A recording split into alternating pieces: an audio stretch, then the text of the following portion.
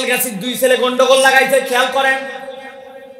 একজন একজনের সাথে মারামারি লাগাই স্ট্যাম্প দিয়ে বাড়ি দিছে, ডান হাতে গেছে হাত ভাঙে, সিরাজগঞ্জ হাদার হাসপাতালে নিয়ে চলে গেছে। ডাক্তার লম্বা একটা প্লাস্টার দিয়া এরপরে গলার মধ্যে ঝুলাই দিছে, দিয়ে বলছে আজকে হাসপাতালে ভর্তি থাকেন। কেন? বলে এই যেভাবে ভাঙছে এখন পর্যন্ত বুঝতেছি না ফ্র্যাকচার হয়েছে কিনা, যদি হয় তাইলে কিন্তু এক্সরে করার পর অপারেশন করা লাগতে পারে, আজকে রাত্রে থাকেন। ওই ছেলের গলার মধ্যে ব্যান্ডেজ দিয়ে হাত ঝুলানো, রাত্রেবেলা শুয়ে আছে হাসপাতালের বেডে, পেন কিলার রাত্রেবেলা ইঞ্জেকশন একটা দিয়ে গেছে, কিছুটা আরাম পাইছে। বিছানায় শুয়ে শুয়ে ঘুম আসে না, ভাবতেছে হাত তো একটা ভাঙছে, তবে ভালো তো হবে একদিন। যখন হাত ভালো হবে, আল্লাহ বাঁচালে গ্রামে ফেরত যাওয়ার পরে যেই বেটা আমার এক হাত ভাঙছিল, ওর কমসে কম দুইটা হাত মরদ ভাঙবে। এরকম নিয়ত করতে পারে কিনা? বুঝলে কথা বলেন, পারে কিনা? আরেকজনের ভাঙছে ঠ্যাং, পায়ের মধ্যে বাড়ি দিয়ে ঠ্যাং ভাঙছে। ওইটাকে সিরাজগঞ্জ মেডিকেল বলছে এখানে হবে না, চলে যান ঢাকায়। ঢাকা পঙ্গুতে ভর্তি করার পরে ব্যান্ডেজ ট্যান্ডেজ করে দেওয়ার পরে এরপরে 5 ইঞ্চি দুইটা ইট কাপড়ের মধ্যে বাঁধে পায়ের মধ্যে ঝুলাই দিয়েছে, টান দিয়ে ঝুলানো আছে। এই বেটার পা ঝোলে আর ব্যথার কষ্ট, রাত্রেবেলা একটা পেন কিলার দিয়েছে ইঞ্জেকশন দেওয়ার পরে ঘুম আসে না, রাত্রেবেলা শুয়ে শুয়ে ভাবতেছে পা তো কোনো একদিন ভালো হবে, ইট তো আর সারা জীবন টাইনে বেড়ান লাগবে না, তবে একবার পাটা ভালো হোক। এরপরে তালগাছি ফেরত যাই, যেই বেটা আমার পা ভাঙছে ওর একটা, ওর বাপের একটা, আর ওর নাতির একটা। চিন্তা করে না এরকম? কিন্তু ভাবেন তো, মারামারি লাগছিল, লাগার পরে স্ট্যাম্প দিয়ে মাথার পিছনে একটা বাড়ি দিয়েছে ব্রেন বরাবর, দেওয়ার পরে অজ্ঞান হয়ে গেছে। এরপরে বুঝে নাই অজ্ঞান হয়েছে, না বুঝার কারণে আরো কিছু বাড়ি দিয়ে একটা হাত ভাঙছে, একটা পা ভাঙছে। এখন যেই বেটাকে হাসপাতালে ভর্তি করছে ওইটার হুঁশ নাই, হাতও ভাঙ্গা পাও ভাঙ্গা, আবার জ্ঞান নাই। হাসপাতালে শুয়ে শুয়ে যদি জ্ঞান না থাকে তাহলে কার হাত ভাঙবে আর কার পা ভাঙবে, এইটার হিসাব করার কি সময় আছে? আল্লাহ রাব্বুল আলামিন বলছেন, তারা এরপরে বলতে শুরু করবে গররাতকুমুল আমানি হাত্তা জা আমরুল্লাহ ওয়া গররাকুম বিল্লাহিল গরুর।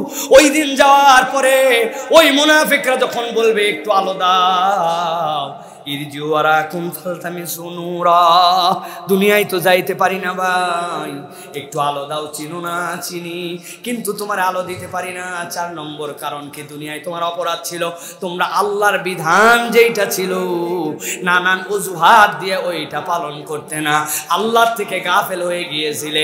আল্লাহর বিধান, আমার বয়স হয়নি এখনো পেরে উঠি না, এখন আমার সমাজে হয় না, আমার জন্য এটা সুইটেবল না, আমি কেমনে করব? আরে বাবা রে বাবা, বিয়ের অনুষ্ঠানে সবাই একরকম যাচ্ছে, আমি কেমন করে এরকম বোরখা মোরখা পরে যাবো, হাত মোজা পা মোজা, এগুলো আমাদের জন্য নানানভাবে আল্লাহর বিধান যেখানে আসে অজুহাত খোঁজে, অজুহাত খোঁজে। আসলে সমস্যা আল্লাহর বিধানে নয়, সমস্যা হচ্ছে তার অন্তর আর চোখে। ঠিক না? গররাতকুমুল আমানি হাত্তা জা আমরুল্লাহ, অপেক্ষা করতে করতে মৃত্যু চলে আসছে। আল্লাহ বলছেন ওয়াগররাকুম বিল্লাহিল গরুর, শয়তান তাকে গাফেল বানায় ফেলছিল, শয়তান তাকে এক মরীচিকার মধ্যে ঝুঁকাইছিল। আমি যদি একবার আল্লাহর বিধানের মধ্যে দোষ খুঁজতে তালাশ করতে চেষ্টা করি তাহলে আল্লাহর বিধানের সমস্যা নাই, বরং আমি আরো আল্লাহ থেকে গাফেল হয়ে যাব। ঠিক না? শেষ উদাহরণ, ভালো করে এটা মনে রাখবেন, এই উদাহরণ মাথার মধ্যে থাকলে গাফেল হব না ইনশাআল্লাহ। ছোটবেলায় আপনাদের এলাকায় ছিল কিনা, আমাদের এলাকায় ছিল, ছোটবেলায় বেলুনওয়ালা, চিনেন আপনারা? ঘূর্ণিওয়ালা, বেলুনওয়ালা, এত বড় বড় বাঁশি, এত বড় বড় বেলুন নিয়ে ঘুরতো। ঈদের দিনে আমরা দেখেছি, এখন আর নাই, আগে ওই বেলুনওয়ালাদের কাছে কাগজের ফ্রেম দিয়া সামনে রঙিন পেপার লাগাইয়া পিছন দিকে গার্ডার দিয়া একটা চশমা কিনতে পাওয়া যেত। দেখছেন আপনারা? 2 টাকা দিয়ে চশমা কিনছি একটা লাল রঙের, কেনার পরে যেই না আসমানের দিকে তাকাইছি, তাকায়া দেখি আসমান লাল, বাড়িতে এসে দেখি আব্বা লাল, আম্মা লাল, ভাত লাল, পোলাও লাল। লাল দেখার পরে যখন মনের তৃপ্তি ভরে গেছে, চিন্তা করছি না লাল ভাল লাগে না, এরপরে আবার 2 টাকা দিয়ে একটা হলুদ কিনছি, কেনার পর উপরে তাকায় দেখি আসমান হলুদ, নিচে তাকায় দেখি আব্বা হলুদ, আম্মা হলুদ, লবণ হলুদ, ভাত হলুদ। আশ্চর্য ব্যাপার। জিজ্ঞাসা করি তালগাছির ভাই, বুঝে থাকলে উত্তর দেন, আসলে কি আমার আব্বা লাল? আসমান কি হলুদ? লবণ কি লাল? আম্মা কি হলুদ না, আসলে আমার চোখ লাল বা হলুদ। আল্লাহর বিধানে আসলে কোনো প্রবলেম নাই। যারা আল্লাহর বিধানে সমস্যা খোঁজে, প্রবলেম হচ্ছে তাদের অন্তর আর চোখে, ঠিক না? দোস্ত একটা মোটরসাইকেল পাইছে, আরেক বন্ধু আসরের সময় মসজিদে ঢুকবে, হঠাৎ করে পিছন দিকে আছে হরেন দিয়ে বলছে, দোস্ত বাইক একটা অনেকদিন পর পাইছে, এখন দোগাছি রোডে একটা টান দিব, যদি সুযোগ পাই তাহলে এইদিকে চলে যেতে পারি, একবারে সিরাজগঞ্জের মাথা পর্যন্ত উঠবে কিনা? বলে দোস্ত এখন তো বাজে 3:58, আর মাত্র 2 মিনিট পরে তো আসরের নামাজ, আমি নামাজটা পড়েই তোর মোটরসাইকেলে উঠবো। দোস্ত বলছে, পাগলের বাচ্চা পাগল, প্রত্যেক দিন মোটরসাইকেল পাওয়া যায় নাকি? উঠতে হলে এখন উঠ, না হলে আসরের নামাজ প্রত্যেক দিন পাবি, কিন্তু মোটরসাইকেল প্রত্যেক দিন পাবি না। দোস্ত দোনো মনের মধ্যে পড়ে গেছে, আসলে কি করা যায়, তাই তো চিন্তার মধ্যে পড়ে বলছে, ঠিক আছে দোস্ত চল তোর মোটরসাইকেলে উঠলাম। বেনামাজি বন্ধুর খপ্পরে পরে একদিন মোটরসাইকেলে ওঠার অজুহাতে বাদ দিছে, আরেকদিন খেলা দেখার অজুহাতে, আরেকদিন নানান অজুহাতে, আস্তে আস্তে নামাজি বন্ধু বেনামাজি হয়েছে। এই পরীক্ষা আল্লাহ দেয় নাই, কিন্তু এরকম পরীক্ষায় আমরা নিজেরাই নিজেদেরকে ফেলি, ঠিক না? 10টা বন্ধুর সাথে করে একজন দাড়ি কাটে নাই, দাড়িটা বড় হয়ে গেছে, টিটকারি করে বলছে, বাবা রে নতুন হুজুর আছে না, মলবি কবে হলু? কি জন্য আমাকে মলবি গলি কেন? তোর থেকে আমার প্যান্ট খারাপ নাকি, শার্ট খারাপ নাকি? বাবা ফুক্কু দাঁড়িয়ে যে বাড়াইছে।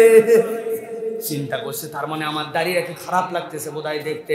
একদিন 2 দিন 3 দিন টিটকারি খাওয়ার পরে এরপরে চুল কাটার সময় বলছে, বেশি কাটবেন না, আপাতত ট্রিমার দিয়ে দেন।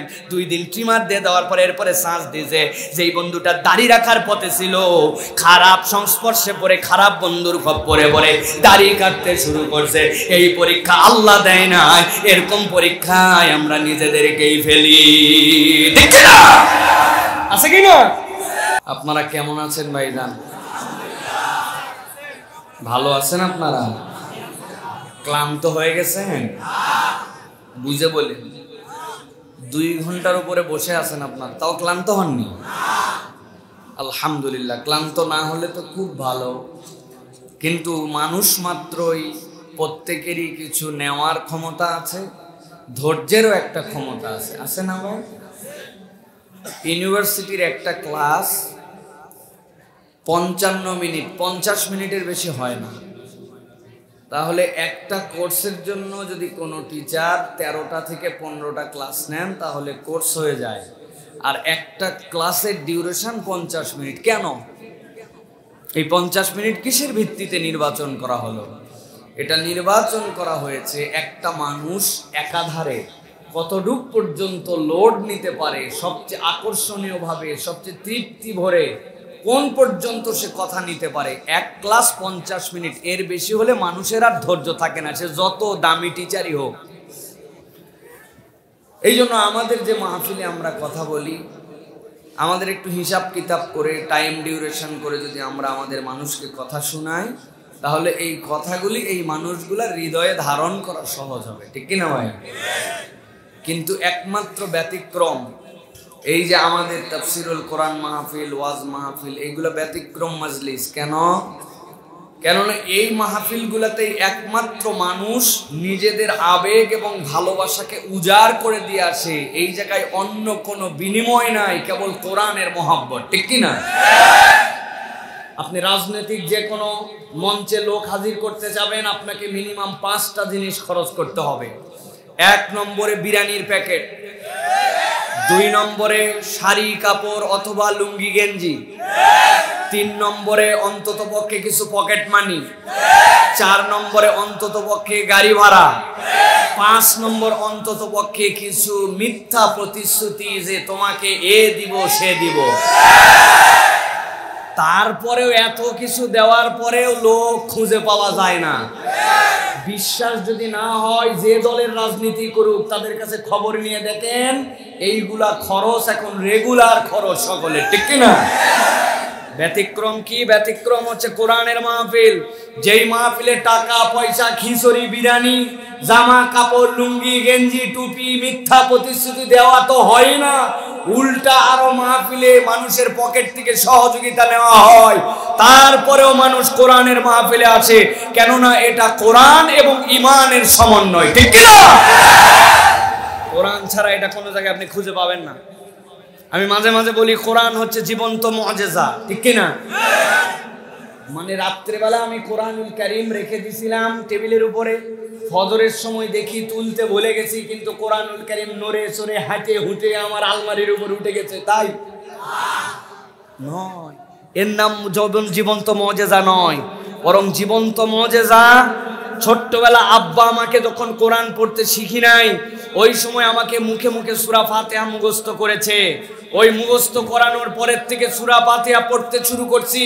এরপরে নামাজ ফরজ হয়েছে, ওই নামাজে সূরা ফাতিহা পড়তে পড়তে 50, 60, 70, 80 বছর পর্যন্ত বান্দা বেঁচে থাকে, কিন্তু তার কোনোদিন মনে হয় নাই সূরা ফাতিহাটা আমার কাছে পুরাতন হয়েছে, আর ভালো লাগে না। বরং বান্দার মুখে অটোমেটিক না চাইলেও মুখের মধ্যে ফাতিহা। কোরআন জীবন্ত মুআজিজা, যেটার স্বাদ কোনোদিন শেষ হয় না, ঠিক না? এটাই কোরআন, এটাই হচ্ছে কোরআনুল কারীম। যার টানে মানুষের মধ্যে ঈমান যার হৃদয়ে আছে, সেই ব্যক্তি আসতেই থাকবে এর পিছনে, ঠিক কি না? তবে সবাই আসতে পারে না। পারে? সবাই আসতে পারে? কারা আসতে পারে? আল্লাহ রাব্বুল আলামিন কোরআনুল কারীমের মধ্যে বলেছেন যে কারা আসতে পারে। ইযা তুলিয়াত আলাইহিম আয়াতুহু যাদাতহুম ঈমানা ওয়া আলা রাব্বিহিম ইয়াতাওয়াক্কালুন। যাদের কুপি বাতির নিচে কেরোসিন আছে, যাদের মোমের নিচটা এখনো শেষ হয়ে যায় নাই, যে বাতির পিছনে এখন পর্যন্ত কারেন্টের লাইন আছে, ওইটাই কেবল জ্বলার সম্ভাবনা রাখে। আপনার কুপির নিচে যদি, বাতির নিচে যদি কেরোসিন না থাকে, শোলটা পুরে আপনি শেষ হয়ে যাবেন। পেছনে যদি আপনার লাইট না থাকে, যতই বাতি জ্বলান, এখানে কোনো বাতি যেরকম জ্বলবে না, ঠিক একই রকম ভাবে চার্জ যদি ভিতরে না থাকে, ব্যাটারির যদি ক্যাপাসিটি না থাকে, ওই টর্চ যেরকম জ্বলবে না। যেই হৃদয়ের মধ্যে ঈমান থাকবে না, ওই হৃদয় কোরআনের মাহফিলে টানবে না, ঠিক কি না? এজন্য সবাই কোরআনের পক্ষেও থাকতে পারে না, আছে না? এই বড় দাড়ি, এত বড় টুপি, মাদ্রাসার বিরোধিতা করে, মাহফিলের বিরোধিতা করে, কথায় কথায় বলে এত ওয়াজ এত মাহফিল দিয়ে কি হবে, গানের মজলিসের ব্যাপারে জীবনে বলে না, এত গান দরকার নাই, কোরআনের ক্ষেত্রে আপত্তি করে। ওরা কাফের মুশরিক নয়, ওরা নামধারী মুনাফিক মুসলমান, ঠিক কি না?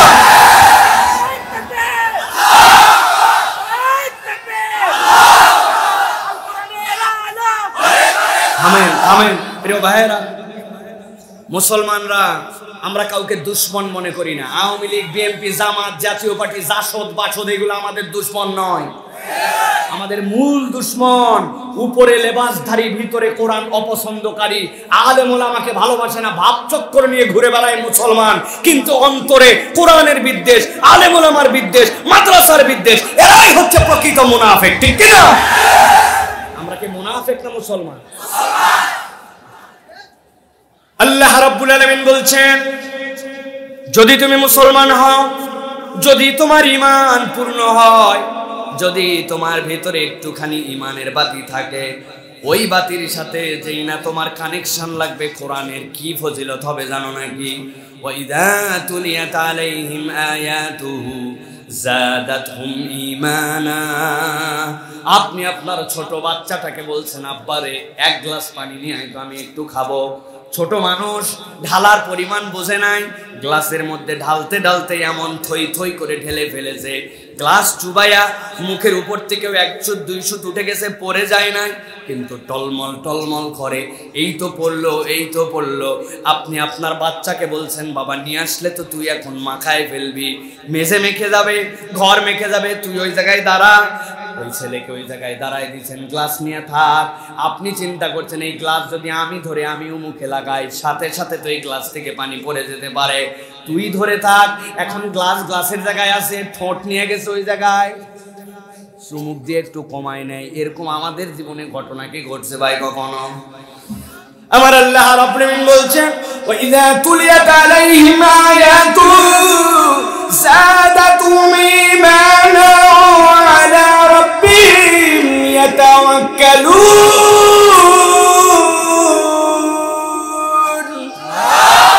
এই দুনিয়ার মানুষ, আমি আল্লাহ রাব্বুল আলামিন গ্যারান্টার হলাম। কোরআনের মাহফিলে এসে, দিনের হালাকায় এসে, কোরআনের তাফসিরে এসে তোর জন্য লস নাই, লস নাই। আমি আল্লাহ রাব্বুল আলামিন গ্যারান্টার হলাম, কোরআন যদি শুনিস, অন্তরের মধ্যে যদি ঈমান থাকে, আমি আল্লাহ বললাম ওই বান্দাদের ঈমান বৃদ্ধি পাবে, থই থই করবে। আর এইটার ফজিলত কি হবে? বাড়ি যাওয়ার আগে ওই বান্দা আল্লাহর উপরে ভরসাকারী হয়ে যাবে। তাহলে কোরআন শুনতে আসলে লাভ আছে না নাই? একটু রাত হয়ে গেছে, শরীরটাও তো ভালো না, মনটাও তো টানে না। এর থেকে বেশি ফেসবুক চালানোর মধ্যে মজা ছিল। ক্রিকেট খেলা একটা হচ্ছিল, এটা দেখাই যেতে পারতো, আছে না? অনেকে চিন্তা করছে বিড়ি 3টা কিনে আনছিলাম, 3টাই টানা শেষ, মাহফিলও শেষ, তাই তো আসে নাই মনে করছেন এরকম কথাগুলো? বাড়ির থেকে বলে আসছে আজকে ওয়াজ আছে তালগাছি, মাহফিলের আশপাশেই নাই, বাইরে ঘোরাফেরা, বিড়ি ফুঁকায় ফাঁকায়, এশার নামাজ পড়ে নাই, বিড়ি ফুঁকায়, আল্লাহ চায় তো ফজর না পড়ে চলে যাবে। এই পার্টি নাই। আল্লাহ বলছেন না এই পার্টির মধ্যে যেও না, বরং আমি রব্বুল আমিন তোমার জন্য যে সুযোগ দিলাম, এই কোরআনটাকে হৃদয়ে ধারণ করে এটার সুযোগ হিসাবে গ্রহণ করো। আর আজকের মাহফিল যেমন তেমন মাহফিল নয়। আপনারা ফসলের মাহফিল দেখতে পেয়েছেন, আপনারা অনেক মাহফিলে ফসল দেখতে পান না, কিন্তু আপনাদের ইনভেস্ট যেটা করছেন ওটার ফসল দেখতে পান নাই। ছোট্ট ছোট্ট বাচ্চাগুলা যারা কায়দায় পর্যন্ত পড়ছে, আজকের থেকে তারা পড়া শুরু করলো কোরআনুল কারীম। অতএব আপনি যে চারা রোপণ করেছিলেন ওইটা আপনাকে ইতিমধ্যেই ফল দিতে শুরু করেছে, ঠিক না? আল্লাহ রাব্বুল আমিন এই জন্য বলছেন, দুনিয়ার মানুষ, কোরআন তোমাকে হারাতে আসে নাই, জিতাতে আসছে। কেমন জিতাতে আসছে ভালো করে খেয়াল করেন। আল্লাহ বলছেন বাল নাকযিফু বিল হাক্কি আলাল বাতিল ফায়াদমাগুহু ফাইযা হুয়া যাহিক ওয়া লাকুমুল ওয়াইলু মিম্মা তাসিফুন। আমার আল্লাহ বলছেন এই কোরআন ওয়ালারা ভালো করে শোনো, এই কোরআন কি করবে? বাল নাকযিফু বিল হাক্কি আলাল বাতিল। দুনিয়াতে যত বাতিল আছে, যত কোরআনের বিমুখতা আছে, কোরআন হক, ইসলাম হকের উপরে আঘাত করবে। যেই না এটার উপরে আঘাত করবে, আল্লাহ বলছেন যেমন তেমন জায়গায় আঘাত করবে না, ফায়াদমাগুহু, এইটা ওই বাতিলের ব্রেনে আঘাত করবে। একবার যদি ব্রেন পরিবর্তন হয়ে যায়, বাকি সব কিছুই শুধরায় যাবে, ঠিক না? মাঝে মাঝে আমি উদাহরণ দেই। তালগাছির 2 ছেলে গন্ডগোল লাগাইছে, খেয়াল করেন। একজনের সাথে মারামারি লাগাই স্ট্যাম্প দিয়ে বাড়ি দিছে, ডান হাতে গেছে, হাত ভাঙে সিরাজগঞ্জ হাদার হাসপাতালে নিয়ে চলে গেছে। ডাক্তার লম্বা একটা প্লাস্টার দিয়া এরপরে গলার মধ্যে ঝুলাই দিছে, দিয়ে বলছে আজকে হাসপাতালে ভর্তি থাকেন। কেন? বলে এই যেভাবে ভাঙছে এখন পর্যন্ত বুঝতেছি না ফ্র্যাকচার হয়েছে কিনা, যদি হয় তাইলে কিন্তু এক্সরে করার পর অপারেশন করা লাগতে পারে। আজকে রাত্রে থাকেন। ওই ছেলের গলার মধ্যে ব্যান্ডেজ দিয়ে হাত ঝুলানো, রাত্রেবেলা শুয়ে আছে হাসপাতালের বেডে, পেন কিলার রাত্রেবেলা ইঞ্জেকশন একটা দিয়ে গেছে, কিছুটা আরাম পাইছে। বিছানায় শুয়ে শুয়ে ঘুম আসে না, ভাবতেছে হাত তো একটা ভাঙছে, তবে ভালো তো হবে একদিন। যখন হাত ভালো হবে, আল্লাহ বাঁচালে গ্রামে ফেরত যাওয়ার পরে, যেই বেটা আমার 1 হাত ভাঙছিল, ওর কমসে কম 2টা হাত মরদ ভাঙবে। এরকম নিয়ত করতে পারে কিনা? বুঝলে কথা বলেন, পারে কিনা? আরেকজনের ভাঙছে ঠ্যাং, পায়ের মধ্যে বাড়ি দিয়ে ঠ্যাং ভাঙছে। ওইটাকে সিরাজগঞ্জ মেডিকেল বলছে এখানে হবে না, চলে যান ঢাকায়। ঢাকা পঙ্গুতে ভর্তি করার পরে ব্যান্ডেজ ট্যান্ডেজ করে দেওয়ার পরে, এরপরে 5 ইঞ্চি 2টা ইট কাপড়ের মধ্যে বাইন্ধা পায়ের মধ্যে ঝুলাই দিয়েছে, টান দিয়ে ঝুলানো আছে। এই বেটার পা ঝোলে আর ব্যথার কষ্ট। রাত্রেবেলা একটা পেন কিলার দিয়েছে, ইঞ্জেকশন দেওয়ার পরে ঘুম আসে না। রাত্রেবেলা শুয়ে শুয়ে ভাবতেছে পা তো কোনো একদিন ভালো হবে, ইট তো আর সারা জীবন টেনে বেড়ান লাগবে না, তবে একবার পাটা ভালো হোক। এরপরে তালগাছি ফেরত যাই, যেই বেটা আমার পা ভাঙছে, ওর একটা, ওর বাপের একটা, আর ওর নাতির একটা। চিন্তা করে না এরকম? কিন্তু ভাবেন তো, মারামারি লাগছিল, লাগার পরে ইসলাম দিয়ে মাথার পিছনে একটা বাড়ি দিয়েছে ব্রেন বরাবর, দেওয়ার পরে অজ্ঞান হয়ে গেছে, এরপরে বুঝে নাই অজ্ঞান হয়েছে, না বোঝার কারণে আরো কিছু বাড়ি দিয়ে একটা হাত ভাঙছে, একটা পা ভাঙছে। এখন যেই বেটাকে হাসপাতালে ভর্তি করছে ওইটার হুঁশ নাই, হাতও ভাঙ্গা পাও ভাঙ্গা, আবার জ্ঞান নাই। হাসপাতালে শুয়ে শুয়ে যদি জ্ঞান না থাকে তাহলে কার হাত ভাঙবে আর কার পা ভাঙবে এইটার হিসাব করার কি সময় আছে? আমার আল্লাহ রাব্বুল আলামিন বলছেন বাল নাকযিফু বিল হাক্কি আলাল বাতিল ফায়াদমাগু ফাইযা হুয়া যাহিক ওয়া লাকুমুল ওয়াইলু মিম্মা তাসিফুন।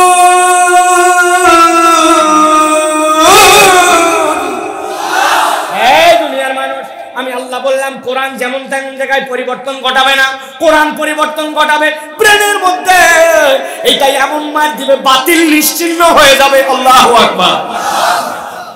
আল্লাহ বলছেন আর যারা কোরআনের ব্যাপারে উল্টা পাল্টা কথা বলো, ওয়ালাকুমুল ওয়াইলু মিম্মা তাসিফুন, মুখ সামলায় কথা বলো, মাদ্রাসার বিরোধিতা করো, কোরআন শিক্ষার বিরোধিতা করো, কৌশলে কৌশলে এইটার বিরুদ্ধে অবস্থান গ্রহণ করো, আলেম ওলামার বিরুদ্ধে কথা বলো, ইসলামের বিরুদ্ধে নানান পণ্ডিতি খাটায় ফটফটাও, আল্লাহ বলছেন আল্লাহর কাছে আসো, তোমার জবানের প্রত্যেকটার হিসাব নেওয়া হবে। দুনিয়ায় বিরোধিতা করে কিচ্ছুই করতে পারবেন না। করতে পারছে কেউ? কেউ করতে পারে না, কেউ করতে পারবেও না। আপনি দ্বীনি প্রতিষ্ঠানের বিরোধিতা করবেন, কোরআনের বিরোধিতা করবেন, কোরআনের পক্ষে যারা কথা বলে বিরোধিতা করবেন, বিজয়ী হতে পারবেন না। চ্যালেঞ্জ দিছেন কে? বিশ্বাস করেন তো? আরে বিশ্বাস আবার না করার কি আছে? ওদের ট্যাঙ্কের দাম 500 কোটি টাকা। মারাকানা, এর থেকে বড় প্রযুক্তি আর কিছু নাই। অটোমেটিক গুলি হয়, ছায়া দেখলে সেন্সর থেকে গুলি বের হয়। আর আমাদের কান্দের মধ্যে আছে ছোট্ট একটুখানি একটা বাংলা টাকায় 5-10 হাজার টাকা মাত্র দাম। ওইটা নিয়ে ওই ট্যাঙ্কের সামনে যায়, ইমানের বলে বলিয়ান হয়ে মারে, মারাকানা ট্যাঙ্ক উড়ে। খবর তো আমরা পাই না, মিডিয়া যেহেতু আমাদের হাতে পুরা নয়, কিন্তু ওরা এই ছোট্ট ছোট্ট অস্ত্রের সামনে ওরা কুপকার। আসলে মুসলমানদের কোনো অস্ত্র নাই, মুসলমানদের মূল অস্ত্র হচ্ছে ইমানি বল, ঠিক কিনা? তোমাদের আছে পারমাণবিক বল, তোমাদের আছে জেট বিমানের বল, তোমাদের আছে নৌবহরের বল, আমাদের আছে ইমানের বল। কিন্তু এই ইমান আমাদের এখন দুর্বল, ঠিক কিনা? ইমান ব্যাটারি চার্জ দিবেন কি দিয়া? ইমানের ব্যাটারি চার্জ হয় কোরআন দিয়া। কি দিয়া? তাহলে কোরআন শোনার দরকার আছে না নাই? আছেন তো নাকি আপনারা? ভাবছেন ওয়াজ শুরু হয়ে গেছে? ওয়াজ শুরু হয়নি এখন, কেবল একটু বাউন্ডারি দিলাম, আইল দিলাম। এই জন্য বারবার বলতেছিলাম আগে দিবেন। আমি আমার ওয়াজে ভাই টাকা পয়সা কম দেন বেশি দেন, আমি আর কোনো সময় কারোর সাথে ক্যাসাল করছি এরকম কোনো হিস্ট্রি আমার নাই। কিন্তু আমার ক্যাসালের বিষয়, মানুষ মূলত কালেকশন দিতে আসে না, যারা টাকা দিবে, মানুষ মূলত ওয়াজ শুনতে আসে। আপনি যদি এইটাকে চেঞ্জ করে দেন তাহলে আপনার বরকত হবে না। আমি ওয়াদা দিয়ে আসছি 9:30 আমাকে দিবে, হ্যাঁ ঠিক আছে, ইটস ওকে এভরিথিং। ওই হুজুরকে আসেন, তারপরে দেখবনি কি হয়। এই কার্যকলাপের মধ্যে আমি নেই। মানুষ কোরআনুল কারীম শুনতে আসে, 11টা বাজে। আমার তো কথা শেষ করতে বহুত সময় লাগে, আমি কতক্ষণ কথা বলবো? আমার 11টায় শেষ করে চলে যাওয়ার কথা, 9টা to 11টা আমি 2 ঘন্টা কথা বলবো এরকম নিয়ত ছিল। কিন্তু তারপরে ইনশাল্লাহ যেহেতু আসছি মাদ্রাসার স্বার্থে, প্রতিষ্ঠানের স্বার্থে, এখানে দ্বীনি প্রতিষ্ঠানটা বড় হোক আমরাও চাই, ওইগুলো মাদ্রাসায় আমরাও পরে এই জায়গায় আসছি, সুতরাং বাহাদুরি করে লাভ নাই। এই জন্য আমি কিচ্ছু বলি নাই, যতক্ষণ আপনারা দেন আমি চুপচাপ আছি। আমি কিন্তু এশার নামাজের সাথে সাথে চলে আসছি। প্রিয় ভাইয়েরা, তো আমরা কিছু কথা কোরআনুল কারীম থেকে শুনবো, রাজি আছে তো ইনশাআল্লাহ? মুরব্বী যারা আছেন আপনাদের জন্য ছুটি ঘোষণা করা হলো, আপনারা চলে যান। যাদের বয়স 40-এর বা আপনাদের ছুটি, আর গণছুটি একবারে। আমরা যা আলোচনা করবো ইয়াংদের জন্য। কোনো মুরব্বী আমার শ্রোতা না থাকলে মারহাবা, তারা বরকত আমাদের জন্য। কিন্তু আমার শ্রোতা, আমার যতদিন 40 পার না হয় ততদিন পর্যন্ত ইয়াং যারা, তাদের জন্য ওয়াজ ভালো লাগলেও থাকা লাগবে, না লাগলেও থাকা লাগবে। রাস্তায় দাঁড়ায় চিন্তা করছেন আমি চলে যাব, প্রত্যেকটা চেহারা দেখতে পাচ্ছি। ওই যে জিন্সের শার্ট পরা, পিছন দিক ঘুরছে কেবল, সাদা বুক, ওই যে কালো কালো 2-3 জন, মধ্যে একজন লাল, সব দেখে নিলাম আমি ভিডিও একবারে। গেলে খবর আছে একবারে। থাকবেন ইনশাআল্লাহ? কারা কারা আছেন 2 হাত উঁচু করে দেখান, কান করে তোলেন। মুখে কোনো শব্দ করবেন না, একবারে চুপ চুপ, মুখে কোনো শব্দ, মানে হাত সোজা করেন। সোজা হয়নি হাত, সোজা করেন, সোজা সোজা একবারে বুক টান দিয়ে বুকের হাড্ডিটা একটু ফুটান, পিছন দিকে দেন, ডানে বামে নড়াচড়া দেন, কোমরটা নড়ান, একটু পিঠটা উঁচু করেন, পিঠটা উঁচু করেন, একটু সোজা হন, একটু পাটা বদল করেন, যেই পায়ে ছিলেন পাটা উল্টান, পায়ের ইয়াটা যেভাবে বসেছিলেন বসাটা উল্টান, একটু পাটা চেঞ্জ করেন। করছেন? হাত দুইটা তোলেন, আবার হাত নামাতে তো বলি নাই, কি রে ভাই, তাদের হাত তুলছেন সবাই, টান টান করছেন, কাদের হাত সোজা হয়নি সোজা করে দেন, সোজা হয়েছে বা সামনে পিছনে দেন একটু, বুঝছেন? গলাটা পরিষ্কার করেন, এতগুলা লোকের গলা পরিষ্কার ভালো করে পরিষ্কার, হাত সোজা করে নেবা, সোজা সোজা করে হাত সোজা সোজা করছে নেবা, এবার বুক বরাবর নেন, এই বরাবর। এবার আমরা একটা তাকবীর দিব ইনশাআল্লাহ। জীবনে কখনো আল্লাহর নাম এরকম জোরে দেই নাই, এরকম একটা তাকবীর দিতে চাই। রাজি আছেন? আছেন ইনশাআল্লাহ? যারা পারবেন তারা বলেন আল্লাহুম্মা আমিন। না বুঝে বলেন না, আল্লাহর নাম এইসা জোরে বলবো যেইসা জোরে আগে কখনো বলিনি, বলেন আল্লাহুম্মা আমিন। আমি যখন লিল্লাহে তাকবীর বলবো তখন হাত সামনের দিকে যেগুলো আছে পিঠ বরাবর ঘুষি লাগাই দেবেন, খবরদার উপর দিকে দিবেন। কোন দিকে? রেডি তো সবাই? দেখি এবার একটা তাকবীর দেন, হিম্মত করে দেখি। লিল্লাহে তাকবীর, লিল্লাহে তাকবীর, আল কোরআনের আলো, আল হাদিসের আলো, তোমার নেতা আমার নেতা, তোমার নেতা আমার নেতা, লিল্লাহে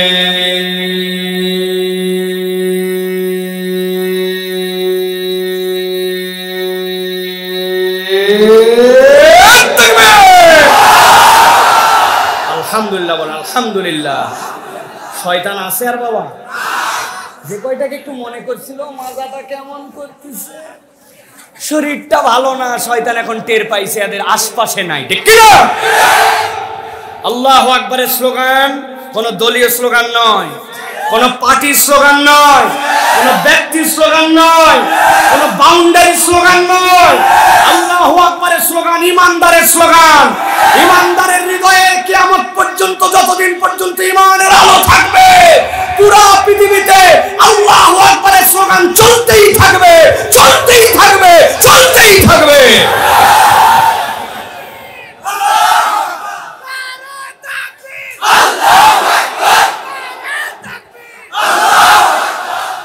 আল্লাহ কবুল করুক, বলেন আলহামদুলিল্লাহ। আর কোনো আলোচনা সময় নষ্ট করা যাবে না প্রিয় ভাইয়েরা, আমরা মূল আলোচনার মধ্যে প্রবেশ করব ইনশাআল্লাহ। আমরা মূলত আজকে আপনাদের কাছে কোরআনুল কারীমের 4টা আয়াতের উপর আমি কথা বলবো। 4টা আয়াতে কারীমা, এই 4টা আয়াতে কারীমা আল্লাহ রাব্বুল আলামিন এমন চমৎকার ভাবে পিঠাপিঠি 4টা দৃশ্যের অবতারণা করেছেন, যেই 4 আয়াতে কারিমার দ্বারা আমরা একটা শিক্ষা পাই। এই 4 আয়াতে কারিমার মাধ্যমে একটা কমপ্লিট মেসেজ আমরা পাই। এই প্যান্ডেল যেরকম উপরে এই পাশে একটা কাপড় আছে, এই পাশে একটা কাপড়, মাঝে একটা কাপড়, এই পারে স্টেজে একটা কাপড়, এই সব মিলিয়ে এটা একটা কমপ্লিট প্যান্ডেল হয়েছে। ঠিক আল্লাহ রাব্বুল আলামিন সূরা হাদীদের মধ্যে 4খানা আয়াত, এই 4টা আয়াত আল্লাহ রাব্বুল আলামিন সমন্বয় করে আমাদের সামনে একটা চিত্র অঙ্কন করেছেন। আজকে আমরা এই 4টা আয়াতে কারিমার 4টা চিত্র 40 মিনিট সময়ের মধ্যে শুনে এখানকার শিক্ষা নিয়ে বাড়িতে চলে যাব ইনশাআল্লাহ। রাজি আছেন তো? আল্লাহর কাছে দোয়া করেন আল্লাহ যেন আমাদের জীবনে এখান থেকে কোনো ঘাটতি থাকলে সেইগুলা যেন পোষায় দেন, কোনো অতিরিক্ত বিষয় থাকলে আমাদের লাইফ থেকে যেন ত্যাগ করার সিদ্ধান্ত নিয়ে যাওয়ার মতো তৌফিক দেন, বলেন আল্লাহুম্মা আমিন। তাহলে চলেন সকলে আমরা সমস্বরে বিতাড়িত শয়তান থেকে আশ্রয় প্রার্থনা করে আমরা কোরআনুল কারীমের আলোচনার মধ্যে প্রবেশ করি। সকলে পড়েন আমার সাথে, আউযু বিল্লাহি মিনাশ শাইতানির রাজীম, বিসমিল্লাহির রাহমানির রাহিম। ইয়াওমা তারাল মুমিনিনা ওয়াল মুমিনাতি ইয়াসআ নূরুহুম বাইনা আইদিহিম ওয়া বিআইমানিহিম বুশরাকুমুল ইয়াউমা জান্নাত। আমার আল্লাহ রাব্বুল আলামিন নবীজি সাল্লাল্লাহু আলাইহি সাল্লামকে বলছেন, হে আমার নবী, আপনার সামনে যখন কিয়ামতের দিবস উপস্থাপন করা হবে, ওই দিবসে আপনাকে এমন একটা জায়গায় বসানো হবে, ওইটা হচ্ছে মাকামে মাহমুদ। আপনি আল্লাহ রাব্বুল আলামিনের দেওয়া নিয়ামত অনুযায়ী এমন একটা সম্মানিত আসনে বসবেন। পুরা হাসরের ময়দান আপনার সামনে চলে আসবে। হাসরের ময়দানে আপনি যখন আপনার সকল মানুষগুলাকে সামনে দেখতে পাবেন, ওই সময় আপনি একটা চিত্র দেখতে পাবেন। দুনিয়ার বুকে আপনি একটা চিত্র দেখে গেছেন। দিনের দাওয়াত দেওয়া যখন শুরু করেছিলেন, মক্কায় ইমানদারদের প্রতি অত্যাচার, নিপীড়ন, জুলুমের কোনো শেষ নাই। ইমানদারদের কোনো দোষ ছিল না, কেবল একমাত্র দোষ তাদের কালেমা পড়ার কারণে তাদেরকে উটের পিঠে বেঁধে দেওয়া হয়েছে, মরুভূমির মধ্যে শুইয়ে দেওয়া হয়েছে, জ্বলন্ত কয়লার উপরে পিঠটাকে চাপড়ায় দিয়ে উপর দিয়ে পাথর চাপায় দেওয়া হয়েছে। হেন কোনো কষ্ট নাই যেই কষ্টটা মক্কা ইমানদারদেরকে দেওয়া হয় নাই। কিন্তু আল্লাহ রাব্বুল আলামিন বলছেন, কিয়ামতের দিনে হাসরের ময়দানে আল্লাহ রাব্বুল আলামিন আপনাকে একটা ভিন্ন চিত্র দেখাবেন। কি চিত্র? আল্লাহ বলছেন, আপনি দেখবেন ওই দিন যাওয়ার পরে ওই হাসরের ময়দানে, ইয়াউমা তারাল মুমিনিনা ওয়াল মুমিনাতি ইয়াসআ নূরুহুম বাইনা আইদিহিম ওয়া বিআইমানিহিম। ঈমানদার যারা হবে, মুমিন আর মুমিনাত, এই দুই শ্রেণীকে আপনি দেখতে পাবেন। আল্লাহ রাব্বুল আলামিন তাদের সামনে থেকে আর ডান থেকে এমন একটা নূর দিবেন, এমন একটা আলো দিবেন, ওই আলোতে আল্লাহ রাব্বুল আলামিন ওই নূর দ্বারা ঈমানদারদের ডান আর সামনের দিকটাকে উদ্ভাসিত করে দিবে। যেই না ওই ঈমানদারেরা আলো পেয়ে যাবে, সামনে থেকে আর ডান থেকে আল্লাহ রাব্বুল আলামিন ফেরেশতা তাদের কাছে পাঠিয়ে দিবেন। আল্লাহ কোরআনুল কারীমে অন্য আয়াতের মধ্যে বলছেন, ওয়ায়ানকালিবু ইলা আহলিহি মাসরুরা। যেই না তারা আল্লাহর পক্ষ থেকে আলো তথা আল্লাহর পক্ষ থেকে আমলনামা ডান হাতে পেয়ে যাবে, তারা লাফাইতে লাফাইতে গরুর বাছুর যেরকম জন্মগ্রহণ করার 4-5 দিন পরে লাফাতে শুরু করে, লাফায় লাফায় কোন দিকে যায়, কোথায় যায়, কখনো পালার মধ্যে যায়, বিছনার উপরে উঠে যায়, চুলার মধ্যে ঢুকে যায়, আসে না ভাই? আল্লাহ বলছেন, ইমানদাররা লাফাবে, ফেরেশতারা এসে বলবে, দাঁড়াও, কথা এখনো বাকি আছে। কি বাকি আছে? আল্লাহ বলবেন, এবার ফেরেশতারা তাদেরকে জানাও। কি জানাবে? বুশরাকুমুল ইয়াউমা জান্নাতুন তাজরি মিন তাহতিহাল আনহার খালিদিনা ফিহা। আল্লাহ বলছেন, ফেরেশতারা এসে বলবে, আল্লাহ তোমাদের জন্য জান্নাতের ঘোষণা দিয়েছেন, যাদের সামনে থেকে আলো আর ডান থেকে আলো। আল্লাহ বলেছেন, তোমাদের পায়ের নিচ দিয়ে অজস্র ধারায় নহরমালা প্রবাহিত, খালিদিনা ফিহা, একবারে জান্নাতে ঢুকবে, আর কখনো বের করা হবে না। আল্লাহ বলছেন, এই ঘোষণা যাদের জীবনে চলে আসবে, আল্লাহর পক্ষ থেকে এবার ফাইনাল ঘোষণা তাদেরকে দেওয়া হবে। যালিকা হুয়াল ফাউজুল আযীম। এই দুনিয়ার মানুষ, তোমার 2টা সন্তান বিশ্ববিদ্যালয়ে চান্স পেয়ে গিয়েছিল, তুমি আগে মানুষের বাড়িতে কাজ করতে, এখন নিজেরই একটু জমি হয়ে গেছে, তুমি মনে করছো আমি সফল হয়ে গেছি। মানুষের কর্মচারী ছিলাম, এখন আমারই দোকানদার হয়ে গেছি, তুমি মনে করছো সফল হয়ে গেছি। আল্লাহ বলছেন, এইগুলা দুনিয়াতে আক্ষরিক অর্থে একটাও সফলতা নয়, বরং নবী আপনি দেখতে পাবেন যাদের সামনে থেকে আলো, ডান থেকে আলো, জান্নাতের ঘোষণা পেয়ে গেল, আর কখনো জান্নাত থেকে বের করা হবে না। আল্লাহ বলছেন, আমি আল্লাহ তাদের ব্যাপারে জানালাম, যালিকা হুয়াল ফাউজুল আযীম। এই আলোওয়ালা যারা হবে, এরাই হচ্ছে আল্লাহর কাছে চূড়ান্ত সফল। সুবহানাল্লাহ। 1 নম্বর আয়াতে কারিমা শেষ। 4টা আয়াত বলবো, ভালো করে খেয়াল করেন। তাহলে 1 নম্বরের চিত্রটা মাথার মধ্যে ঢুকায় রাখেন, জিজ্ঞাসা যখন করবো উত্তর দিয়ে দিবেন। 1 নম্বর দল যাদের সামনে আলো, ডানে আলো, জান্নাতের ঘোষণা পেল। আল্লাহ বলছেন, নবী আপনি দেখতে পাবেন এই দলের অবস্থাটা কি হয় ওই ময়দানে। আল্লাহ বলছেন, এবার ওই একই ময়দানে দ্বিতীয় একটা চিত্র নবী এবার আপনি দেখতে পাবেন। 2 নম্বর একটা গ্রুপ ওই ময়দানে হাজির হবে। কারা তারা?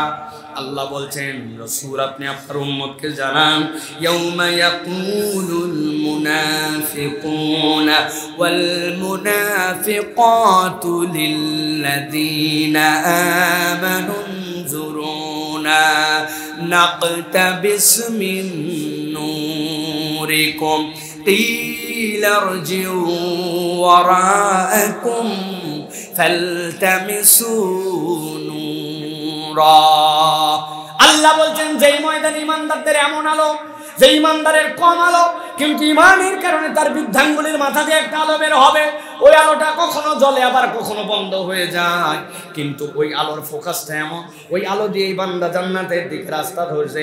এমন সময় ওই ময়দানে দ্বিতীয় দলের আগমন। নবী বলছেন তারা কারা জানো নাকি? আমার আল্লাহ আমাকে জানাচ্ছেন, ইয়াউমা ইয়াকুলুল মুনাফিকুনা ওয়াল মুনাফিকাত, যত মুনাফিক পুরুষ আর মুনাফিক নারী আছে সবগুলা ওই ময়দানে হাজির হয়ে যাবে। হাজির হওয়ার পরে আলোওয়ালা ঈমানদার যারা, তাদেরকে বলবে উনজুরুনা, তোমরা একটু দাঁড়াও, তোমরা একটু অপেক্ষা করো। কারা এই কথা বলবে? আল্লাহ বলছেন যারা মুনাফিক হবে তারা। মুনাফিক কাদেরকে বলে ভাই? মুনাফিক চিনেন আপনারা? সহজ সংজ্ঞা সারা জীবন মুনাফিকেরটা মিলায় রাখবেন, নিজেও আছে কিনা এই নিক্তির মধ্যে, হিসাবের মধ্যে ফালায় দিবেন। মুনাফিক হচ্ছে তারা ভিতরে ভিতরে আল্লাহর পছন্দ 100% নাই, নবীর মহাব্বত 100% নাই, ইসলামের প্রতি তাদের ভালোবাসা 100% নাই। যারা ইসলামের পক্ষে কথা বলে তাদেরকেও তাদের ভালো লাগে না। আল্লাহর বিধিবিধান, আল্লাহর আইনের কথা শুনলে ভিতরে ওসখস করে, কিন্তু বাহিরে বাহিরে মুসলমানদের সাথে তাল মিল দিয়ে চলা লাগে। এরাই হচ্ছে আল্লাহ এবং তার রসুলের ভাষায় মুনাফিক। মাহফিলের জন্য বার্তা নিয়ে গেছেন, আমাদের অমুক তারিখে মাহফিল। তাই নাকি? ধরেন 500 টাকা সহযোগিতার জন্য দিয়ে দিলাম। আপনি চিন্তা করছেন বাপরে বাপ, মাদ্রাসার জন্য গেছিলাম, মাহফিলের জন্য গেছিলাম, জিজ্ঞাসা করে 500 টাকা দিয়ে দিল।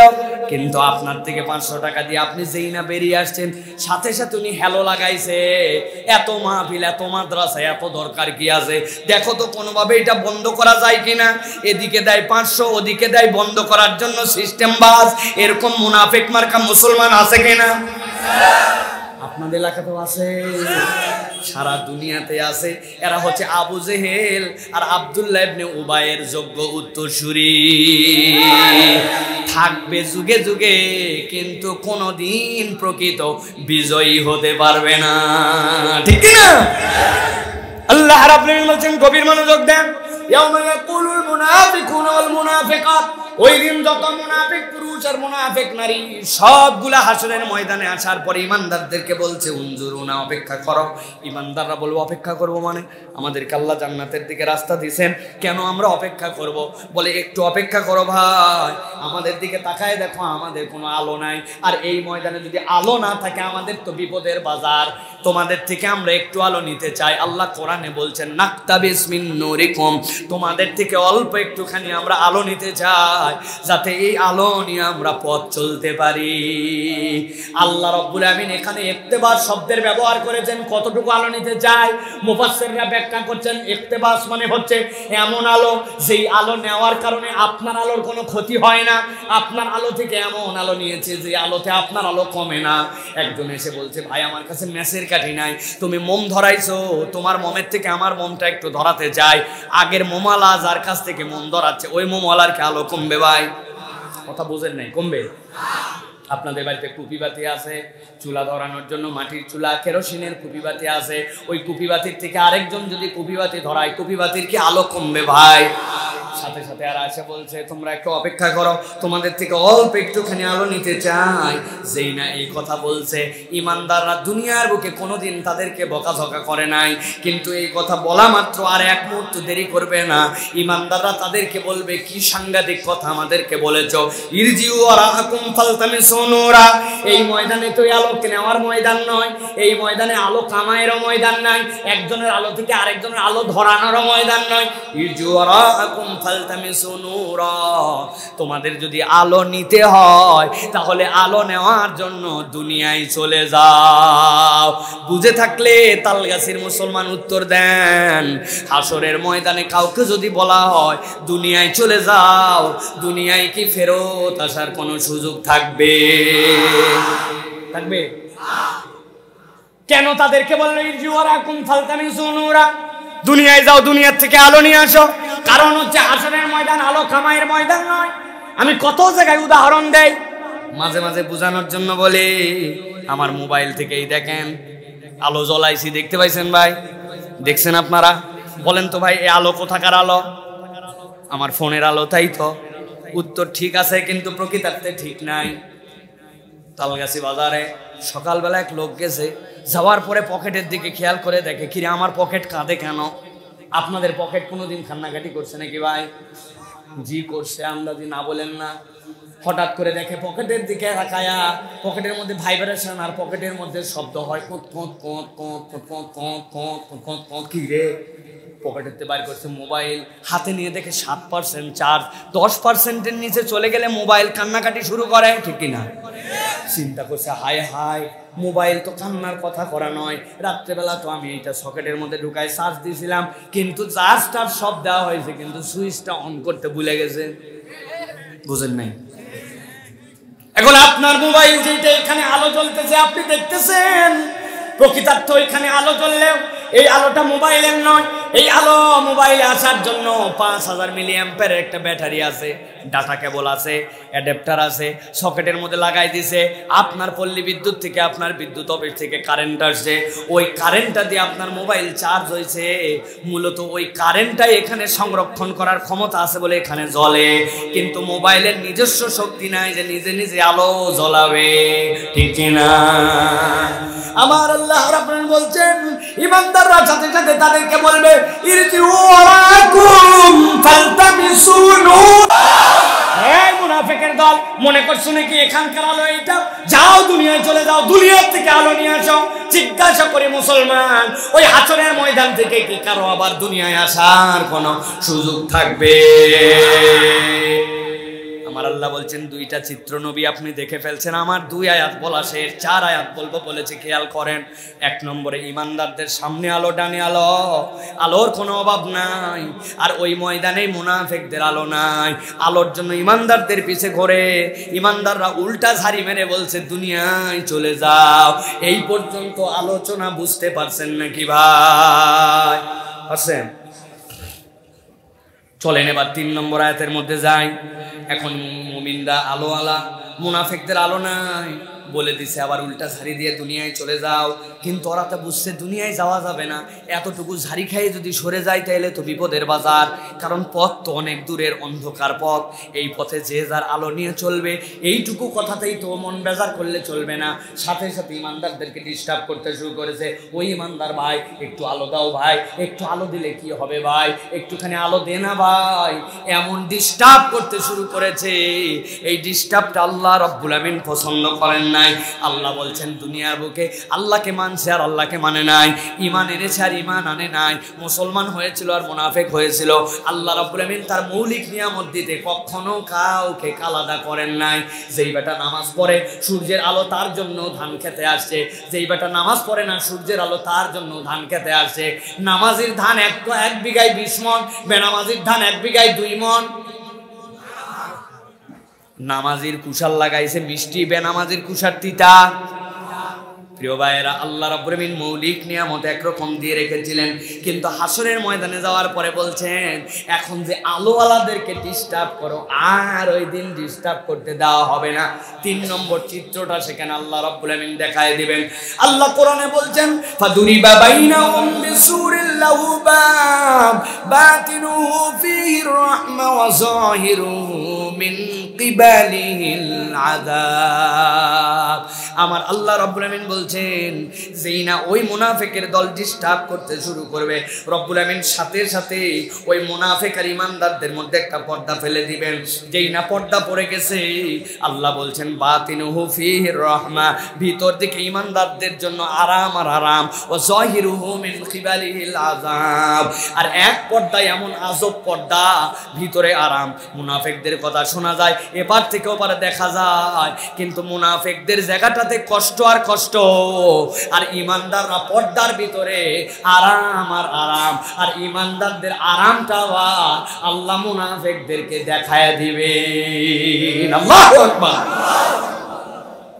আল্লাহ ছোট্ট একটু মজার কথার মধ্যে বলেছেন, আল্লাহ রাব্বুল আমিন বলছেন, ফাদুরিবা বাইনাহুম বিসুরিল লাহু বাব। আল্লাহ বলছেন একটা পর্দা পড়বে, পর্দার আবার দরজা থাকবে। সুবহানাল্লাহ। দরজা দেওয়ার কারণ কি? দরজা দেওয়ার কারণ গরম দেখানো। কিরকম গরম? দরজা বন্ধ করে যে বাড়িওয়ালা, বরজার যে মূল চাবি, মূল যে হিট সিটকি, মূল যে হুরকা, মূল যে সুরসা, এগুলা কি বাহির দিকে না ভিতর দিকে? ভিতর দিকে। ইমানদাররা ভিতর দিকে আছে, আরাম আর আরাম। দরজা চাইলে আমি খুলতে পারি, দরজা চাইলে আমি বন্ধ করতে পারি। আল্লাহ বলছেন বাতিনু ফি রাহমা, ইমানদারদেরকে দরজার চাবিও দিয়েছেন, আর ইমানদাররা আরামে। আর ওই দিন আল্লাহ জাহান্নামে নিক্ষেপের আগে ওই ময়দান থেকে মুনাফিকদেরকে অন্তরের কষ্ট, মনের কষ্ট, শরীরের কষ্ট, সব ধরনের কষ্টে আল্লাহ ভোগাবে। তিনটা আয়াতে কারিমা শেষ, গভীর মনোযোগ দেন। এবার চতুর্থ আয়াতে কারিমা আল্লাহ রাব্বুল আলামিন বলছেন ওই ময়দানে ইমানদারদের আলো আর আলো, মুনাফিকদের কোনো আলো নাই। অতিরিক্ত ডিস্টার্ব করার কারণে দুই দলের মধ্যে আল্লাহ রাব্বুল আলামিন পর্দা ফেলে দিলেন। এবার আল্লাহ রাব্বুল আলামিন বলছেন যেই না পর্দা পড়ে গেছে তারা তো বুঝছে আমাদের বিপদ। ওই হাসরের ময়দানে যত মুনাফিক ছিল সবগুলো এখন পর্দার সামনে কাতার দিয়ে কাতার দাঁড়ায় গেছে। মুনাফিক পুরুষ আর মুনাফিক নারী যত যা আছে সবগুলা কাতার দিয়ে দাঁড়াইছে। কেন দাঁড়ায়? দাঁড়ায় পর্দার দিকে এবার মুখ ফিরছে। খেয়াল করেন সবাই মিলে এবার পর্দার ভিতরে যে ইমানদারেরা আছে তাদের দিকে মুখ করায় বলতেছে তোমাদের কাছে আমাদের একটা জিজ্ঞাসা আছে, একটা কথা তোমাদের কাছে আছে, তোমাদের আলো আর আলো, আমাদের কোনো আলো নাই, একটু আলো চাইলাম, বললে দুনিয়ায় চলে যাও, দুনিয়ায় তো যাওয়া সম্ভব নয়। এখন যখন বলেছে দুনিয়ায় যাওয়া সম্ভব নয়, একটু পিছিয়ে পিছিয়ে লেগেছিলাম আলো দাও আলো দাও, এখন যেহেতু আলো আর দেও নাই, উল্টা পর্দা ফেলে দিয়েছো, ভিতরে দেখি তোমাদের কত আরাম আর বাহিরে আমাদের কষ্ট। কিন্তু একটা কথা তোমাদেরকে বলতে হবে। কি কথা? আল্লাহ রাব্বুল আলামিন বলছেন ইউনাদুনাহুম আলাম নাকুম মাআকুম ক্বালু বালা। ওই হাসরের ময়দানে সব মুনাফিকেরা সামনে আসার পরে ইমানদারদেরকে এবার জিজ্ঞাসা করবে, ও ইমানদারেরা একটা উত্তর দাও, আজকে আলোর বন্যা তোমাদের, আমাদের আলো নাই, আলো চাইলাম দুনিয়ায় চলে যেতে, বললে ডিস্টার্ব করলাম, পর্দা পড়ে গেল, ভিতরে আরাম, আমাদের বাইরে কষ্ট। একটা জিজ্ঞাসা, ইউনাদুনাহুম আলাম নাকুম মাআকুম, আজকে আমাদের সাথে যে আচরণ করছো তোমরা আর আমরা কি দুনিয়াতে একসাথেই ছিলাম না? আমাদেরকে কি তোমরা চিনতে পারতেছো না? ইমানদারের সাথে সাথে বলবে, বলো কি তোমরা মনে করছো তোমাদেরকে না চিনে আচরণ করছি? না না না, তোমাদেরকে আল্লাহ রাব্বুল আলামিন কেবল চিনাই নাই, তোমাদের বাপ মা সহ আমাদেরকে চিনাইছে। ইমানদাররা উত্তর দিবে ক্বালু বালা,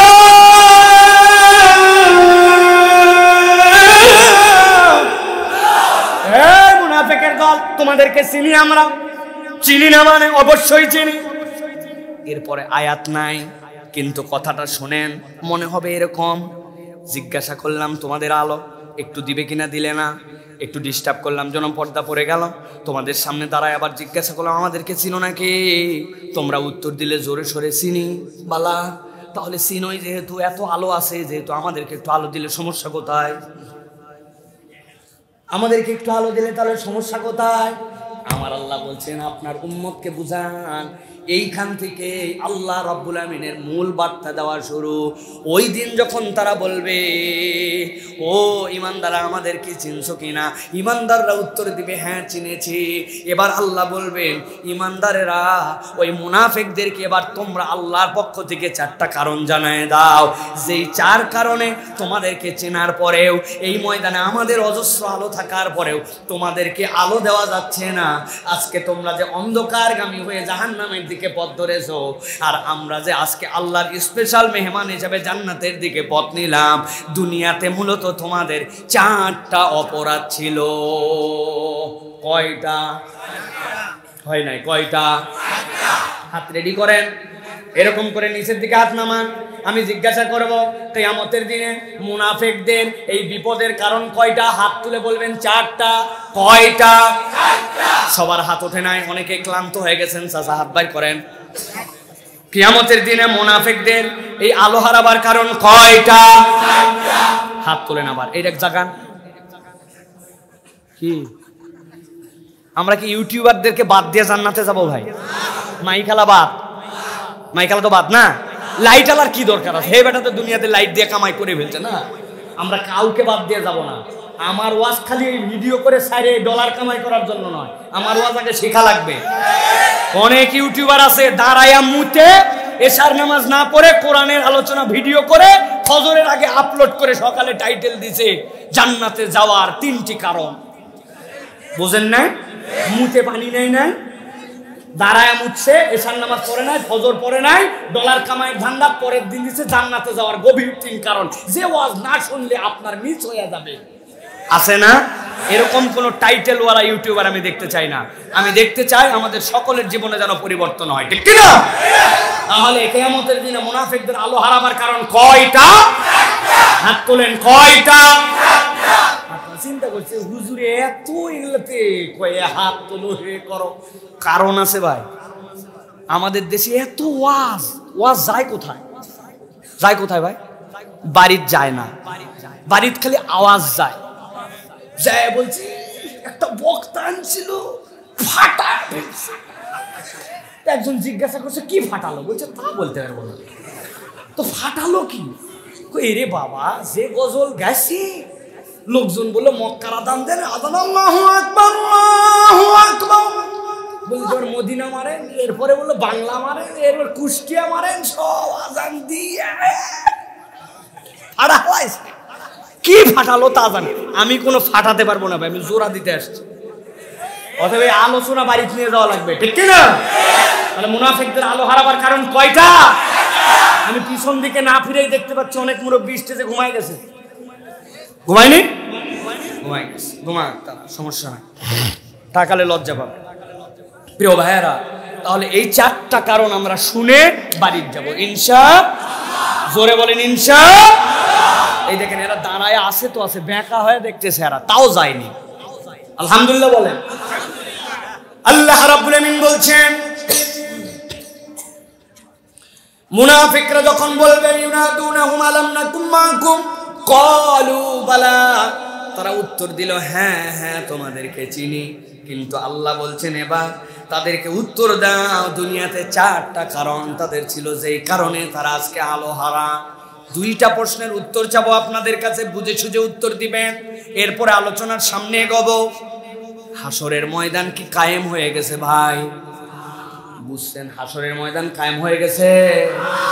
আল্লাহকে ইমানদার আর মুনাফিকদেরকে আলাদা করে দিছে না রে ভাই? হাসরের ময়দানও কায়েম হয় না, ইমানদার আর মুমিন মুনাফিকদেরকে আলাদা করা হয় না। কিন্তু আল্লাহ 1450 বছর আগে এই কারণগুলা আল্লাহ নবীকে জানাই দিয়েছেন। যেহেতু আল্লাহর নাম রহমান, দুনিয়ার যত বড় পরীক্ষা প্রশ্ন তত গোপন, কিন্তু আল্লাহ জান্নাত দিতে চান, মুনাফিক হিসাবে দেখতে চান না। এই জন্য আল্লাহর সবচেয়ে বড় পুরস্কার থাকার পরেও বান্দার কাছে প্রশ্নপত্রগুলা ফাঁস করে দিয়েছেন, যাতে করে তার বান্দা প্রস্তুতি নিতে পারে, দুনিয়ার থেকে একটা বান্দাও যেন মুনাফিক হিসাবে না আসে। আমার আল্লাহ রাব্বুল আমিন বলছেন এবার ইমানদাররা উত্তর দাও, কি কি কারণ তাদের ছিল। ইমানদাররা বলতে শুরু করবে ওয়ালাকিন্নাকুম ফাতানতুম আনফুসাকুম ওয়া তারাব্বাসতুম ওয়া রাতাবতুম ওয়া গাররাতকুমুল আমানিয়া হাত্তা জাআ আমরুল্লাহ।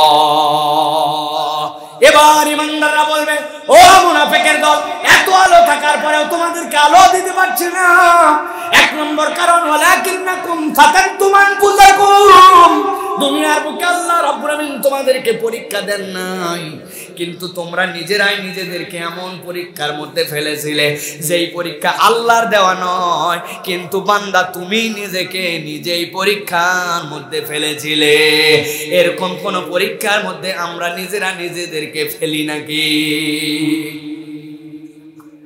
বলছি না নাকি? হ্যাঁ, কনফিউশনের মধ্যে আছে, কিন্তু একটু পরীক্ষা করে দেখেন তো এরকম পরীক্ষার মধ্যে ফেলছি কিনা আমরা নিজেদেরকে। একটা বন্ধু বিড়িখোর, সাথে যেটা থাকে ওইটা বিড়ি খায় না। প্রথম দিন যখন বিড়ি ধরাইছে ও বলছে দোস্ত সিগারেট ফাঁকে যায় ধরা, গন্ধ সহ্য হয় না, কাশতে কাশতে খুব খুব করে মুখের মধ্যে কাপড় দিয়েছে, কিন্তু বন্ধুত্ব ত্যাগ করে নাই। 1 দিন 2 দিন 3 দিন 10 দিন যেই না পার হয়েছে, যেটা প্রথম দিনে বিড়ি ধরানোর কারে কাশছিল, খুব খুব করছিল, 10 দিন পরে এখন ওইটাই ওই বিড়িখোরের প্রধান সহযোগী হয়েছে। ও বিড়ি ধরানোর সাথে সাথে ও বলে দোস্ত অন্য কোনো দোস্তর আগে কিন্তু আমি ফার্স্ট কল। আছে কিনা? এই পরীক্ষাকে আল্লাহ আপনাকে দিয়েছিল, আপনি নিজেই নিজেকে ফেলে আস্তে আস্তে করে নিজেকে নষ্ট করে দিয়েছেন, বিড়িখোর হয়ে গেছেন। এরকম বন্ধু আমাদের সমাজে আছে কিনা? কথা আছে কিনা?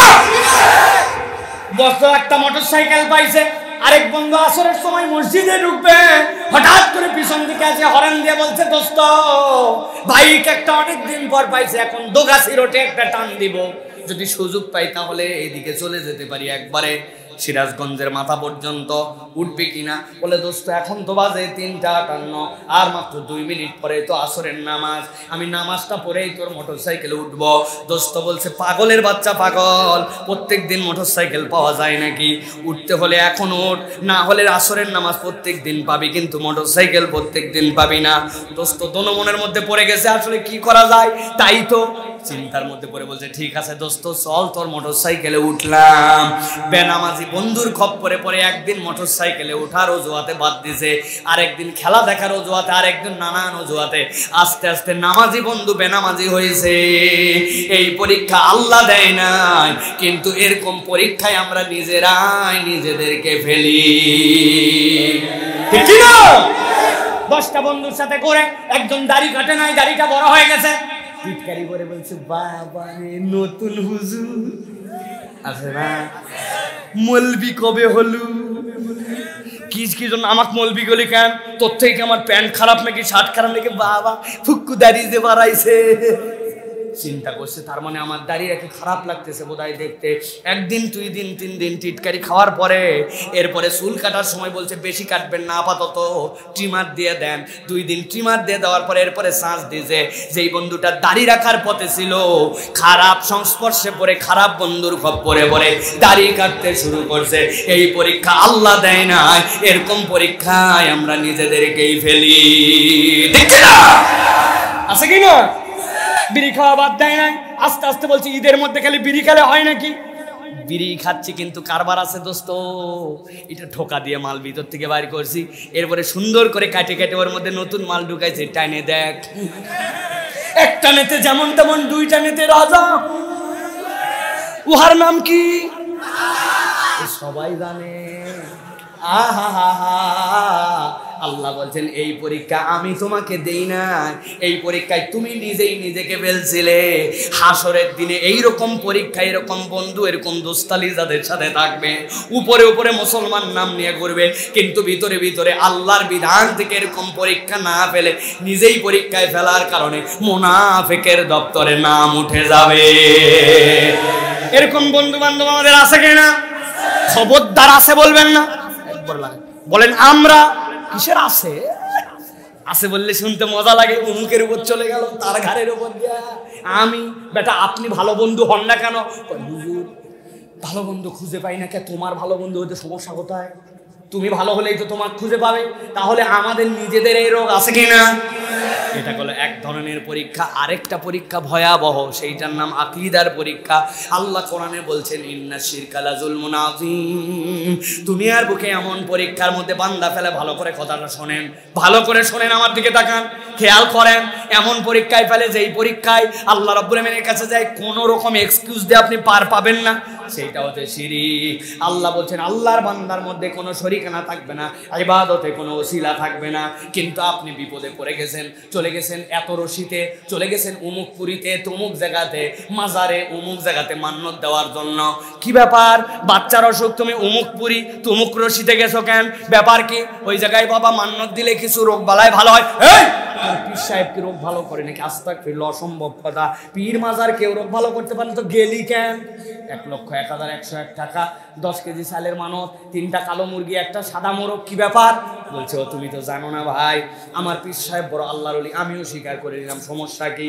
ওই পীর সাহেবের কাছে তখন মান্যত দেয়, পীর সাহেব কিছুই করতে পারে না, কিন্তু উনি আল্লাহর এত মহব্বতের, উনার কাছে মান্যত দিলে উনি খুশি হয়। উনি খুশি হলে আল্লাহকে বলে দেয়, আল্লাহ দেয় কিন্তু বাবার মাধ্যম দিয়ে একটু দেয়। এই ঈমান যদি আপনার থাকে, আপনার ঈমান আর আবু জেহেলের ঈমানে পার্থক্য না। হুজুর বড় গলায় কথা বললেন, দলিল দেন, ভালো করে খেয়াল করেন। আল্লাহ কোরআনুল কারীমের মধ্যে বলছেন, আম্মা ইয়ামলিকুস সামআ ওয়াল আবসার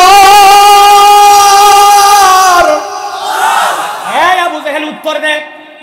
তোর চোখ দিছে কে, তোর কান দিছে কে? আর আপনাকে বলছে নাকি? আবু জেহেলকে বলছে আল্লাহ। আবু জেহেল উত্তর দিচ্ছে সায়াকুলুন আল্লাহ। এক মুহূর্ত দেরি করে নাই, চোখ দিছে আল্লাহ, কান দিছে আল্লাহ। আল্লাহ জিজ্ঞাসা করছে, এরপরে জিজ্ঞাসা করেন মাইয়ারযুকুকুম মিনাস সামাই ওয়াল আরদ, আসমান জমিন থেকে তোমাকে খাওয়ায় কে? আবু জেহেল বুক ফুলায় বলছে সায়াকুলুন আল্লাহ, আল্লাহ খাওয়ায়। এবার আল্লাহ বলছেন তাহলে সবই যদি আল্লাহ দেয়, আল্লাহ খাওয়ায়, আল্লাহ ভালো করে, আল্লাহ চোখ দেয়, তো তুমি তাহলে কেন ওই লাত উজ্জা মানাত হবলের কাছে যাও? ও ঠেকানোর জন্য প্রশ্ন করছো না?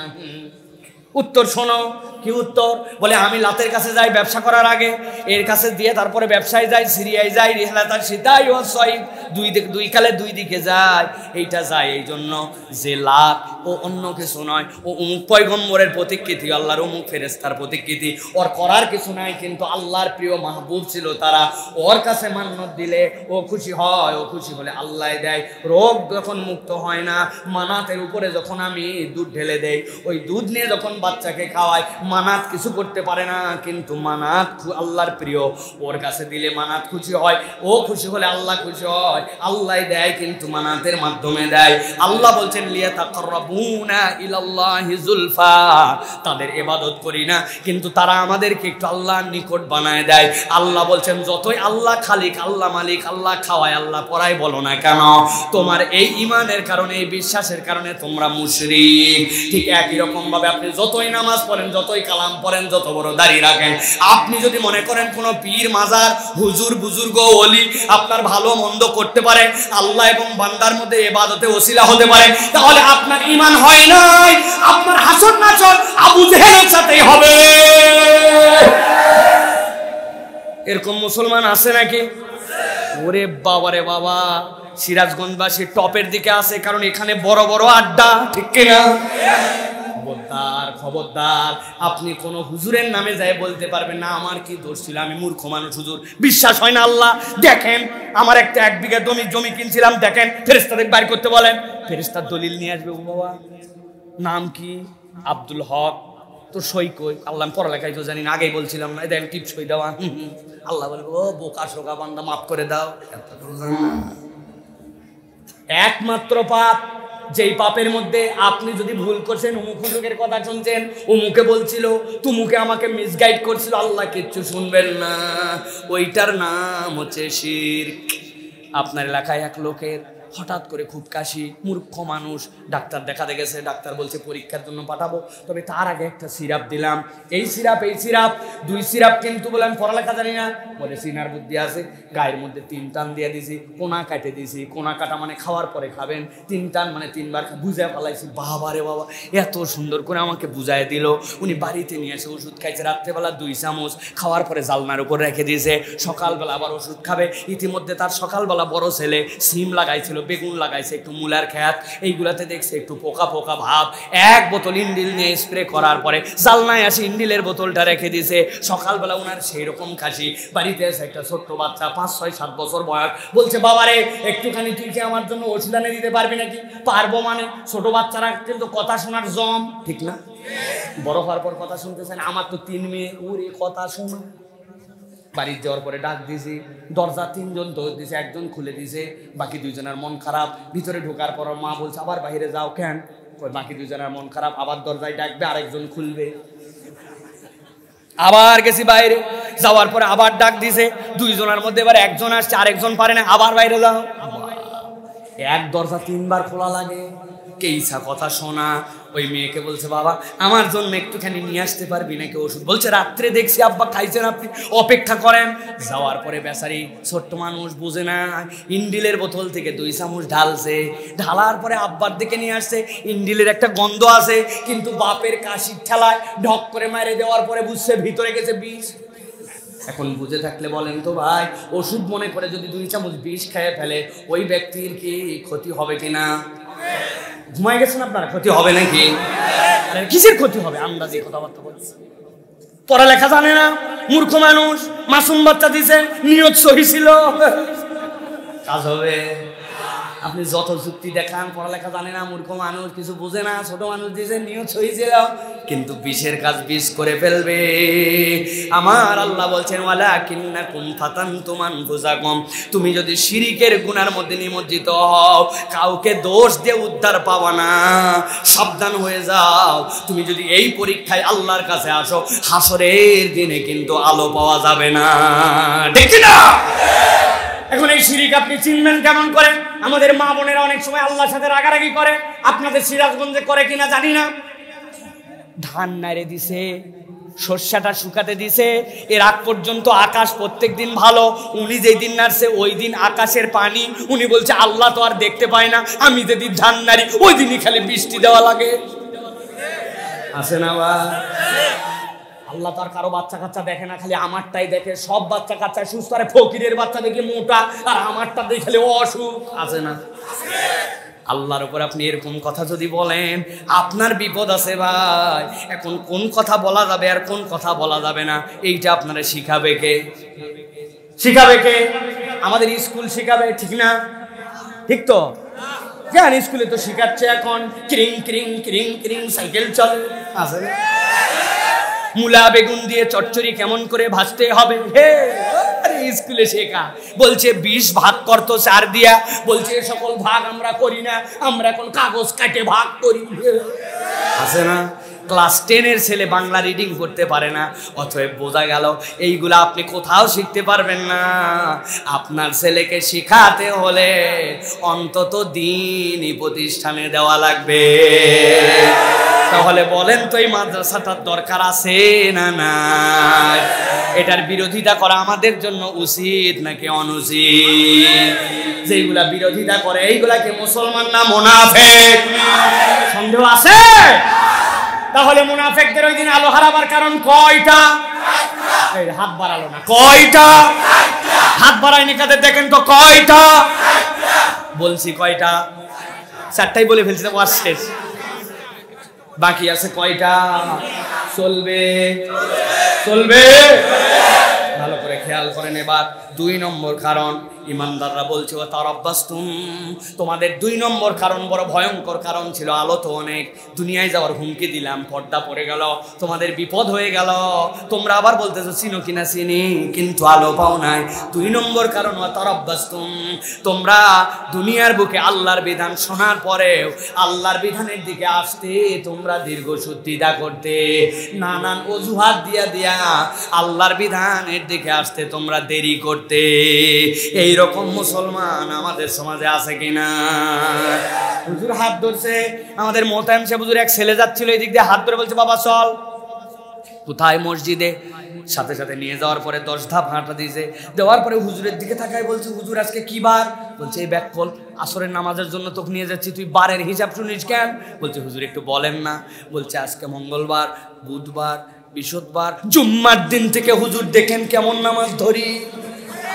কিরে তোর মঙ্গল বুধ বৃহস্পতি কই গেল, তুই ঠেললি কেন? বলছি ইনশাল্লাহ শুক্রবার। এই ইনশাল্লাহ যে বলা শুরু করছে, এই ইনশাল্লাহ 2 চিল্লা খাইছে, 3 চিল্লা খাইছে, তারপরেও নামাজের দিকে আসে না, খালি ঠেলে। এরকম মুসলমান আছে কিনা? কথা বলেন ভাই, আছে? আপনি ঠেলেন কাকে? আপনি অজুহাত দিয়েছেন ইনশাল্লাহ আগামী রমজান থেকে দেখেন আমি কেইসা হুজুর হয়ে যায়, খালি হজটা করে আছি, মসজিদের থেকে বাড়াবই না। এর আগে তুমি কি ছিলে? কি ব্যাপার? আল্লাহর দিকে আসতে গেলে ঠেলে আর ঠেলে, অপেক্ষা করে আর অপেক্ষা করে। আমাদের প্রত্যেকের জীবনে আল্লাহর দিকে আসতে অপেক্ষা করার পালা আছে, ঠিক কি না? জানে টাকনুর নিচে কাপড়টা পরা যাবে না, তোলো না কেন? নেক্সট যে জামা পায়জামা বানাবো ওইখান থেকে বাদ দেব। লোকজন কি বলবে? টাকনুর উপরে কাপড় বললে কেমন কেমন জানি লাগে, এত দামি প্যান্ট, সেটা আবার টাকনুর উপর। নানান অজুহাত দিয়া আল্লাহ নবী বলেন মা আসফালা মিনাল কাবাইনি জারি ফিন্নার, টাকনুর নিচে যা জাহান্নামে তা। কিন্তু বান্দা মুসলমান দাবি করার পরেও টাকনুর উপরে ওঠে না, ও খালি অপেক্ষার অজুহাত করে। এই অজুহাত আর অপেক্ষা করলে হাসরের দিনে আলো হারানো লাগবে। এই যুবকেরা ঠিক বলা, মুরব্বীরা ঠিক বলার দরকার। মুরব্বীদের উপরে উঠে গেছে। দাড়ি রাখলেন না কেন চাচা? মেয়ের বিয়ে দেই তারপরে রাখবো ইনশাল্লাহ, আছে না? হুজুর আসলে বয়স কম তো, দেখতে তো ভালো আনস্মার্ট লাগে, আছে না? ভালো করে একটা মাসলা বুঝে নেন। আপনি যদি দাড়ি রাখার কারণে কাউকে টিটকারি করেন বা নিজে নিজে ভাবেন যে আমাকে আনস্মার্ট লাগবে, আপনার ঈমান চলে যাবে। কারণ একটা আয়াত কোরআনের, ওয়া ইন্নাকা লা আলা খুলুকিন আযীম। আলেম যারা আছেন, যারা তারকিব বোঝেন, তারা বুঝবেন ওয়া ইন্নাকা লা আলা খুলুকিন আযীম মানে কি? আল্লাহর জন্য লা আলা এই জায়গায় কেন বললেন? আল্লাহ বলছেন তোমরা দুনিয়ার বুকে ওজন করো, ওজনের একটা নীতি আছে, আছে না? বাটকারা আছে না আপনাদের? 1 কেজির বাটকারা আছে না? 5 কেজির বাটকারা আছে না? আল্লাহ বলছেন তোমাদের আদর্শের বাটকরা আমি আল্লাহ নির্ধারণ করলাম, মুহাম্মদ সাল্লাল্লাহু আলাইহি ওয়াসাল্লাম উনি যেমন ওইটাই মানদণ্ড, এর বাইরে দুনিয়ায় কোনো মানদণ্ড নাই। নবী আমার দাড়ি রাখলো, সব সাহাবী, সব পয়গম্বর, আর আপনি বলতেছেন দাড়ি রাখলে আনস্মার্ট লাগে। এইটা যদি আপনি মুখ দিয়ে উচ্চারণ করেন, আপনার ঈমান চলে যাবে, ঠিক না? আপনার দাড়ি নাই, অজুহাত থাকতে পারে, দাড়িওয়ালা ভালো, দাড়ি রাখা ভালো, আমার নবী রাখছে আমি রাখতে পারি না, এটা আমার গাফলতি, আল্লাহর কাছে অজুহাত দিতে পারবেন, তারপরেও বাঁচার কায়দা থাকবে। কিন্তু যদি একবার মনে করেন দাড়ি রাখলে আপনার খারাপ লাগে, কেমন লাগে, তাহলে আপনার ঈমান পূর্ণ হয় নাই। আর আলেম ওলামা এই কথাটা বারবার এই জন্য বলে, ওয়া তারাব্বাসতুম, তুমি অপেক্ষা করিয়েছিলে, আপনার কবরে চলে যাবেন। কবরে যাওয়ার সময় আমাদের মুহতামিম হুজুর ওসিয়ত করে গেছে, আমি যখন কবরে যাব আমার মাথায় যেন অবশ্যই পাগড়ি পরানো হয়, উপর দিয়ে রুমাল দেওয়া হয়, গায়ের জুব্বা জানি নতুনটা দেওয়া হয়। আপনাদের এলাকার মানুষ হুজুর মরলে মাথায় পাগড়ি দিয়ে, রুমাল দিয়ে, জুব্বা দিয়ে কবর দিবেন কেন রে ভাই? না, কবরে দেওয়ার তরিকা আছে, পদ্ধতি আছে, জামা কাপড় আছে, ঠিক কিনা? কবরে যাওয়ার পর আপনার সাথে আপনার টুপির সুন্নাত যায় না, আপনার পাগড়ির সুন্নাত যায় না, জামার সুন্নাত যায় না, একটা দায়েমে সুন্নাত যায়, আপনার মুখের দাড়ি। কবরে যখন জিজ্ঞাসা করা হবে মান হাযার রাজুলুল্লাযী বুইসা ফি কবরিক, চেনো কিনা এই যে এই ব্যক্তিকে কবরে দেখানো হচ্ছে, আপনার নবীকে দেখবেন আপনি এরকম দাড়িওয়ালা, এত সুন্দর পৃথিবীতে যার থেকে সুন্দর কোনো দাড়ি নাই, আর তার উম্মতের মুখটাতে দাড়ি নাই।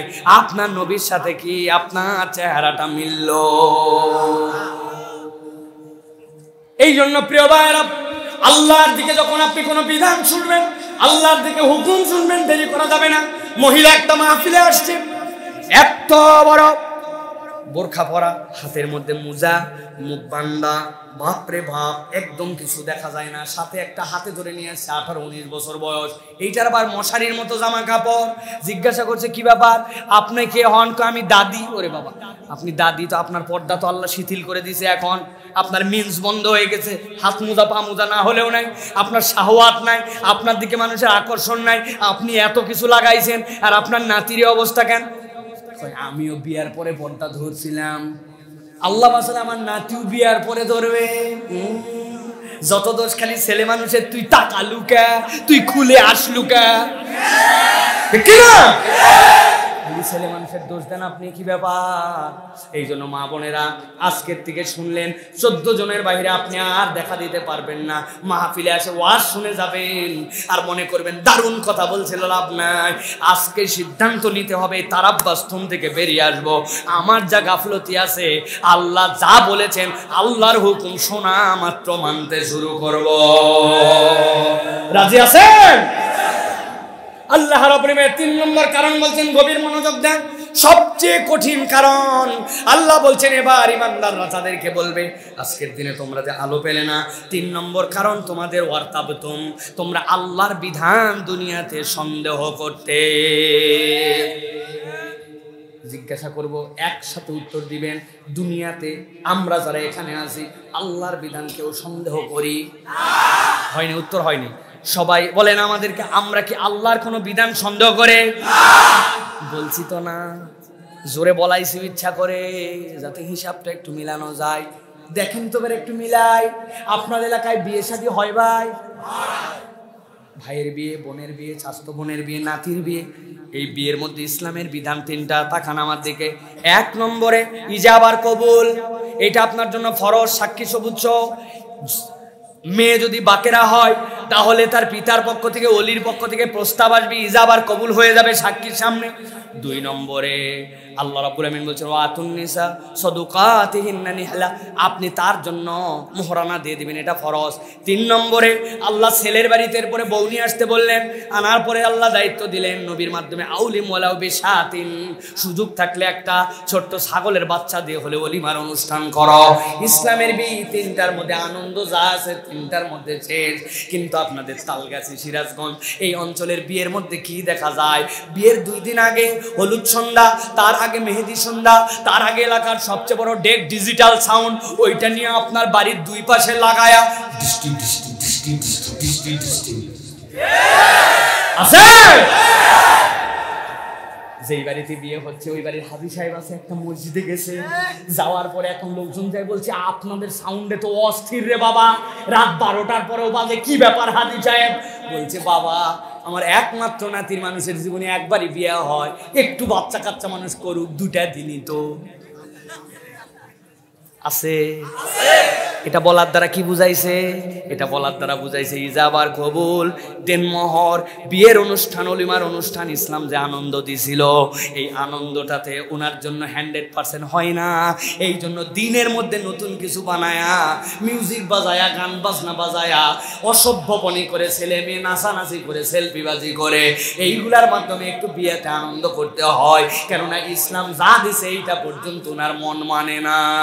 এইটা বলার দ্বারা, এইটা করার দ্বারা আপনি মুখে বলেন আল্লাহর বিধানে সন্দেহ করেন না, কিন্তু আপনার আচরণে প্রমাণ করে আল্লাহর বিধান 100% আপনার মনোভূত হয় না, ঠিক না? বিপদে পড়ে যাব আমরা ওই দিন। ইমানদাররা বলবি ওয়ারাকুম ফালতামিসুনুরা, যা দুনিয়ায় যা, আলো নিয়ে দুনিয়ায় আর আসা যাবে না ভাইয়েরা। এই জন্য আল্লাহর বিধানে সন্দেহ করা যাবে না। এত বড় দাড়িওয়ালা জিজ্ঞাসা করছে আপনি এখনো সুদের কারবার করেন কেন? বলছে মডার্ন ওয়ার্ল্ড সম্পর্কে তোমার কোনো ধারণা আছে? কি ধারণা? বর্তমান ইকোনমিক্স ওয়ার্ল্ড, ইম্পোর্ট এক্সপোর্ট, ব্যবসা, ঋণ যা করবার সবগুলার জন্য সুদ লাগে। আগের কি 1400 বছর আগের ওয়ার্ল্ড নাকি? এখন সুদ ছাড়া চলা যায় না। এত বড় দাড়ি, মুরব্বী হয়ে গেছে, দাদনের ব্যবসা করে, আছে টাকা খাটায়, আছে বাপ রে বাপ, হাজী সাহেবের মতো ভাব, মসজিদে তাসরের নামাজ পড়ে বের হয়েছে। একজন যায় বলছে বাবাজি 2,000 টাকা দেন, হাতে টাকা নাই। বলছে বাবারে 2,000 টাকা দেন, বিপদে পড়ছে। নাই বললাম হাতে টাকা। বলছে চাচা আপনি কি মনে করছেন এমনি এমনি টাকা নিব নাকি? আজকে কি বার? বুধবার, বৃহস্পতি, শুক্র, শনি, শনিবার দিন 2,000 টাকা দিবেন, 2,250 টাকা ব্যাক করব। বলছে বেকুব কোথাকার, মানুষের হাতের টাকা থাকে নাকি বাড়ির চল? বাড়িতে নিয়ে চলে গেছে। বাড়িতে যাওয়ার পরে 2,000 টাকা বাইর করে দিছে, দেওয়ার পরে বলতেছে আরো লাগবে নাকি বল, তোর শাশিও কিন্তু এই ব্যবসা করে, তবে যা করবি তাড়াতাড়ি কর, মাগরিবের আজান দিচ্ছে, বেলা ছোট, আমি কিন্তু মসজিদে যাই নামাজ ধরবো। আসরের নামাজ পড়ে সুদে টাকা লাগায়া আবার মাগরিবের নামাজের তারা দেখায়। এত বড় দাড়িওয়ালা নামাজি সাহেব এইরকম মুসলমান আছে কিনা? আমার আল্লাহ রাব্বুল আমিন বলছেন ওয়ালাকিন্নাকুম ফাতানতুম আনফুসাকুম ওয়া তারাব্বাসতুম ওয়া রাতাবতুম ওয়া গররাতকুমুল আমানি হাত্তা জাআ আমরুল্লাহ।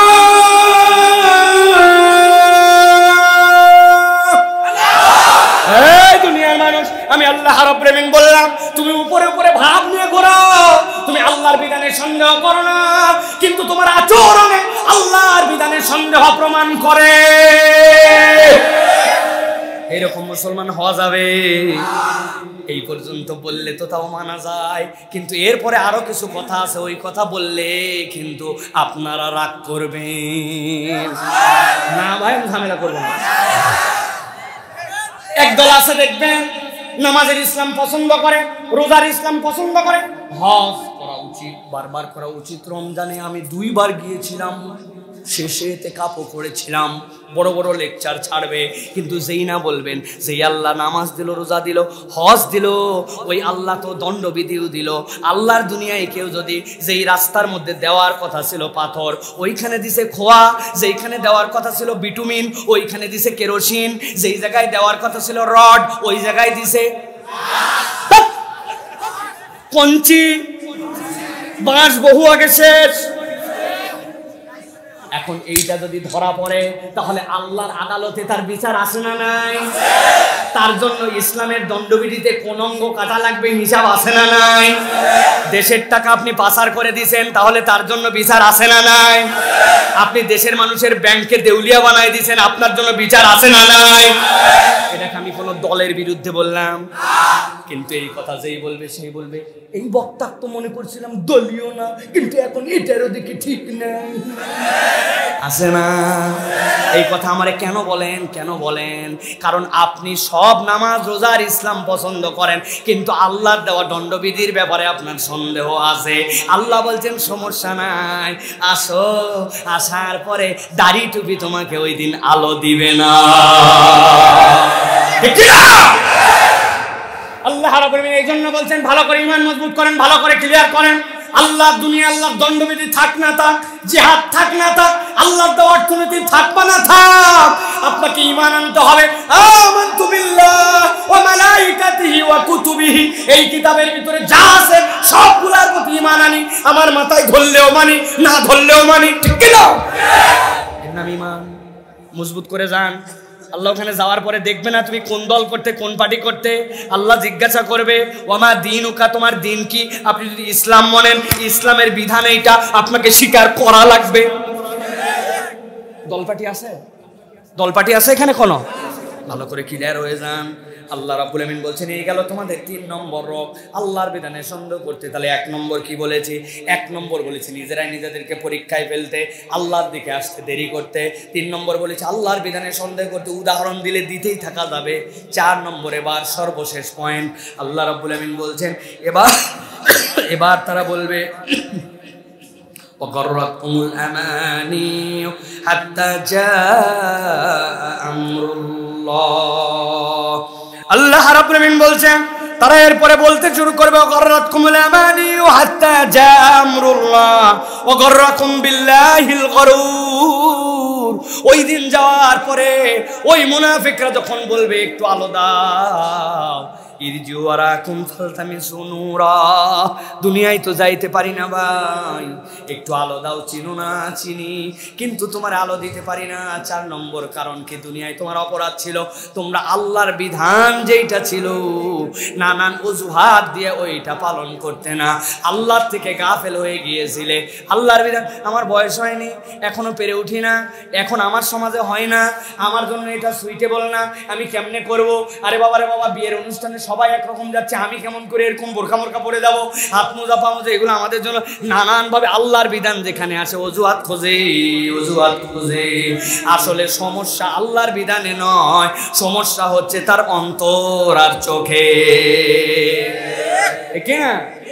গররাতকুমুল আমানি হাত্তা জাআ আমরুল্লাহ, অপেক্ষা করতে করতে মৃত্যু চলে আসছে। আল্লাহ বলেন ওয়াগররাকুম বিল্লাহিল গরুর, শয়তান তাকে গাফেল বানায় ফেলছিল, শয়তান তাকে এক মরিচিকার মধ্যে ঝুটাইছিল। আমি যদি একবার আল্লাহর বিধানের মধ্যে দোষ খুঁজতে তালাশ করতে চেষ্টা করি, তাহলে আল্লাহর বিধানের সমস্যা নাই, বরং আমি আরো আল্লাহ থেকে গাফেল হয়ে যাব। ঠিক না? শেষ উদাহরণ, ভালো করে এটা মনে রাখবেন, এই উদাহরণ মাথার মধ্যে থাকলে গাফেল হব না ইনশাআল্লাহ। ছোটবেলায় আপনাদের এলাকায় ছিল কিনা, আমাদের এলাকায় ছিল, ছোটবেলায় বেলুনওয়ালা, চিনেন আপনারা? ঘূর্ণিওয়ালা, বেলুনওয়ালা, এত বড় বড় বাঁশি, এত বড় বড় বেলুন নিয়ে ঘুরতো। ঈদের দিনে আমরা দেখেছি, এখন আর নাই। আগে ওই বেলুনওয়ালাদের কাছে কাগজের ফ্রেম দিয়া, সামনে রঙিন পেপার লাগাইয়া, পিছন দিকে গার্ডার দিয়া একটা চশমা কিনতে পাওয়া যেত। দেখছেন আপনারা? 2 টাকা দিয়ে চশমা কিনছি একটা লাল রঙের। কেনার পরে যেই না আসমানের দিকে তাকাইছি, তাকায়া দেখি আসমান লাল, বাড়িতে এসে দেখি আব্বা লাল, আম্মা লাল, ভাত লাল, পোলাও লাল। লাল দেখার পরে যখন মনের তৃপ্তি ভরে গেছে, চিন্তা করছি না লাল ভাল লাগে না। এরপরে আবার 2 টাকা দিয়ে একটা হলুদ কিনছি। কেনার পরে উপরে তাকায় দেখি আসমান হলুদ, নিচে তাকায় দেখি আব্বা হলুদ, আম্মা হলুদ, লবণ হলুদ, ভাত হলুদ। আশ্চর্য ব্যাপার। জিজ্ঞাসা করি তাল গাছের ভাই, বুঝে থাকলে উত্তর দেন, আসলে কি আমার আব্বা লাল? আসমান কি হলুদ? লবণ কি লাল? আম্মা কি হলুদ? না, আসলে আমার চোখ লাল বা হলুদ, আল্লাহর বিধানে আসলে কোনো প্রবলেম নাই। যারা আল্লাহর বিধানে সমস্যা খোঁজে, প্রবলেম হচ্ছে তাদের অন্তর আর চোখে, ঠিক না? অতএব প্রিয় ভাইয়েরা, আল্লাহ রাব্বুল আলামিন থেকে গাফেল থাকা যাবে না। আল্লাহ এবং তার রাসূলের ভালোবাসা, কোরআনের পক্ষে থাকা, মসজিদ মাদ্রাসার পক্ষে থাকা, এইগুলার থেকে যারা বিরোধিতা করবে, বুঝবেন মসজিদ মাদ্রাসার কিছু প্রবলেম থাকলে ওটা মূল না, আসল সমস্যা ওর চোখের মধ্যে মুনাফিকির পর্দা লেগে গেছে, ঠিক কি না? অতএব আমরা আল্লাহ রাব্বুল আলামিনের থেকে গাফেল হয়ে থাকবো না। আল্লাহ রাব্বুল আলামিন হুকুম হাকম মেনে চলার জন্য চেষ্টা করবো। রাজি আছেন তো ইনশাআল্লাহ? তাহলে আজকের আলোচনার সামারি কি? আবার বলি প্রথম থেকে প্রিয় ভাইরা, কিয়ামতের দিন চারটা চিত্র। ইমানদাররা আলোওয়ালা, মুনাফিকদের আলো নাই। আলো চাই, আলো পাবে না, কিন্তু চারটা কারণ ইমানদাররা বলে দিবে। চার দোষে খবরদার নিজেদেরকে ফেলা যাবে না, নিজেরা কোনো খারাপ পরীক্ষার মধ্যে নিজেদেরকে রাখবেন না। 2 নম্বর, আল্লাহর হুকুম শুনছেন, দেরি নাই, নামাজ আজকের থেকে শুরু হবে। রাজি ইনশাআল্লাহ? এই মাহফিল থেকে উঠে যাব কি মিথ্যা কথা রেখে, না মিথ্যা বাদ দিয়া? মিথ্যা চলবে আর গীবত চলবে? আর গীবত চলবে? গালিটা তো বন্ধ করা যাবে না, তাই না? সিরাজগঞ্জের লোক গালি ছাড়া চলতে পারে? একজন ডাক দিয়েছে, ওই জায়গায়, এ হারামজাদা, হুজুর মঞ্চে উঠে গেছে, তুই এখনো আলু না? কি সুন্দর করে ডাক দেন না ভাই, এই হারামজাদা বলা যাবে না প্রিয় ভাইয়েরা। বউয়ের সাথে একটু রাগারাগি হয়েছে, ময়াকার গয়ে দীর্ঘই বানান করে দিব, বুঝেন না আপনারা? না, তো এই গালাগালি কেন করেন প্রিয় ভাইরা? গালি করবেন না গালি বাদ দিবেন? মিথ্যা বলবেন না বাদ দিবেন? মোবাইলের মধ্যে হারাম দেখবেন না বাদ দিবেন? কানের মধ্যে ইয়ারফোন লাগায়, বাপরে ভাব, ওরে বাহ বাহ বাহ বাহ, মনে করছে দুনিয়াতে নাই, উনি আর আসমানে উঠে গেছে, হেডফোন লাগায় গান শুনতেছে। আরে এই কানের মালিক তোমার আল্লাহ, তুমি এই গান শোনো কেমন করে ভাই? আজকের থেকে বাদ। রাজি আছেন ইনশাআল্লাহ? তাহলে 1 নম্বর, নিজেকে নিজে পরীক্ষায় ফেলা যাবে না, আল্লাহর দিকে আসতে দেরি করা যাবে না, বুঝি বা না বুঝি ইসলামের কোনো বিধিবিধান নিয়ে কথা বলা যাবে না, আর আল্লাহর ব্যাপারে কখনো ভুল মরিচিকার মধ্যে চলা যাবে না, শয়তান যেন প্রতারিত করতে না পারে। এই 4টা থেকে বাঁচলে ইনশাআল্লাহ কিয়ামতের দিন আল্লাহ আমাদেরকে আলোওয়ালা বানায় দিবেন। আল্লাহ যেন আমাদেরকে আলোর পথে চলার তৌফিক দান করেন। আমরা সেই পথে চলার সিদ্ধান্ত নিয়ে আজকের মাহফিলের শেষে আসলাম। বলেন আল্লাহুম্মা আমিন। হাত তোলেন, শক্ত করে হাত তোলেন, বলেন আল্লাহুম্মা আমিন। একটা আপনাদের কাছে আজকে অনুরোধ দিব। এই অনুরোধটা হচ্ছে, মাদ্রাসার জন্য একটা সাহায্য চাবো আমি। মনে করেন না টাকা পয়সা নেই, আমি কালেকশন করতে পারবো না, আগেই বলছি। একটা সহযোগিতা চাবো। যারা হাত তুলছেন তাদের কাছে, যারা হাত নামাইছেন তাদেরতে নিব না, যারা হাত 2টা তুলছেন তাদেরতে সহযোগিতা নিব। এই মাদ্রাসা, এই দ্বীনি প্রতিষ্ঠান জীবনে কখনো 1 টাকা 1 পয়সা দিয়ে সহযোগিতা করতে না পারলেও কখনো এটার বিরোধিতা করব না। বলেন আল্লাহুম্মা আমিন। কোন দ্বীনি প্রতিষ্ঠানকে আমার বিদ্বেষ, আমার প্রতিপক্ষ, আমি আমার নিজের স্বার্থ বিরোধী মনে করে এটার বিরোধিতা করব না। রাজি আছেন ইনশাআল্লাহ? সকলে তো ইনশাআল্লাহ? আল্লাহর সাথে ওয়াদা, আমরা কখনো এটার বিরোধিতা করব না, আর যারা এর বিরোধিতা করবে আমরা তাদেরকে ভালোবাসবো না। রাজি আছেন ইনশাআল্লাহ?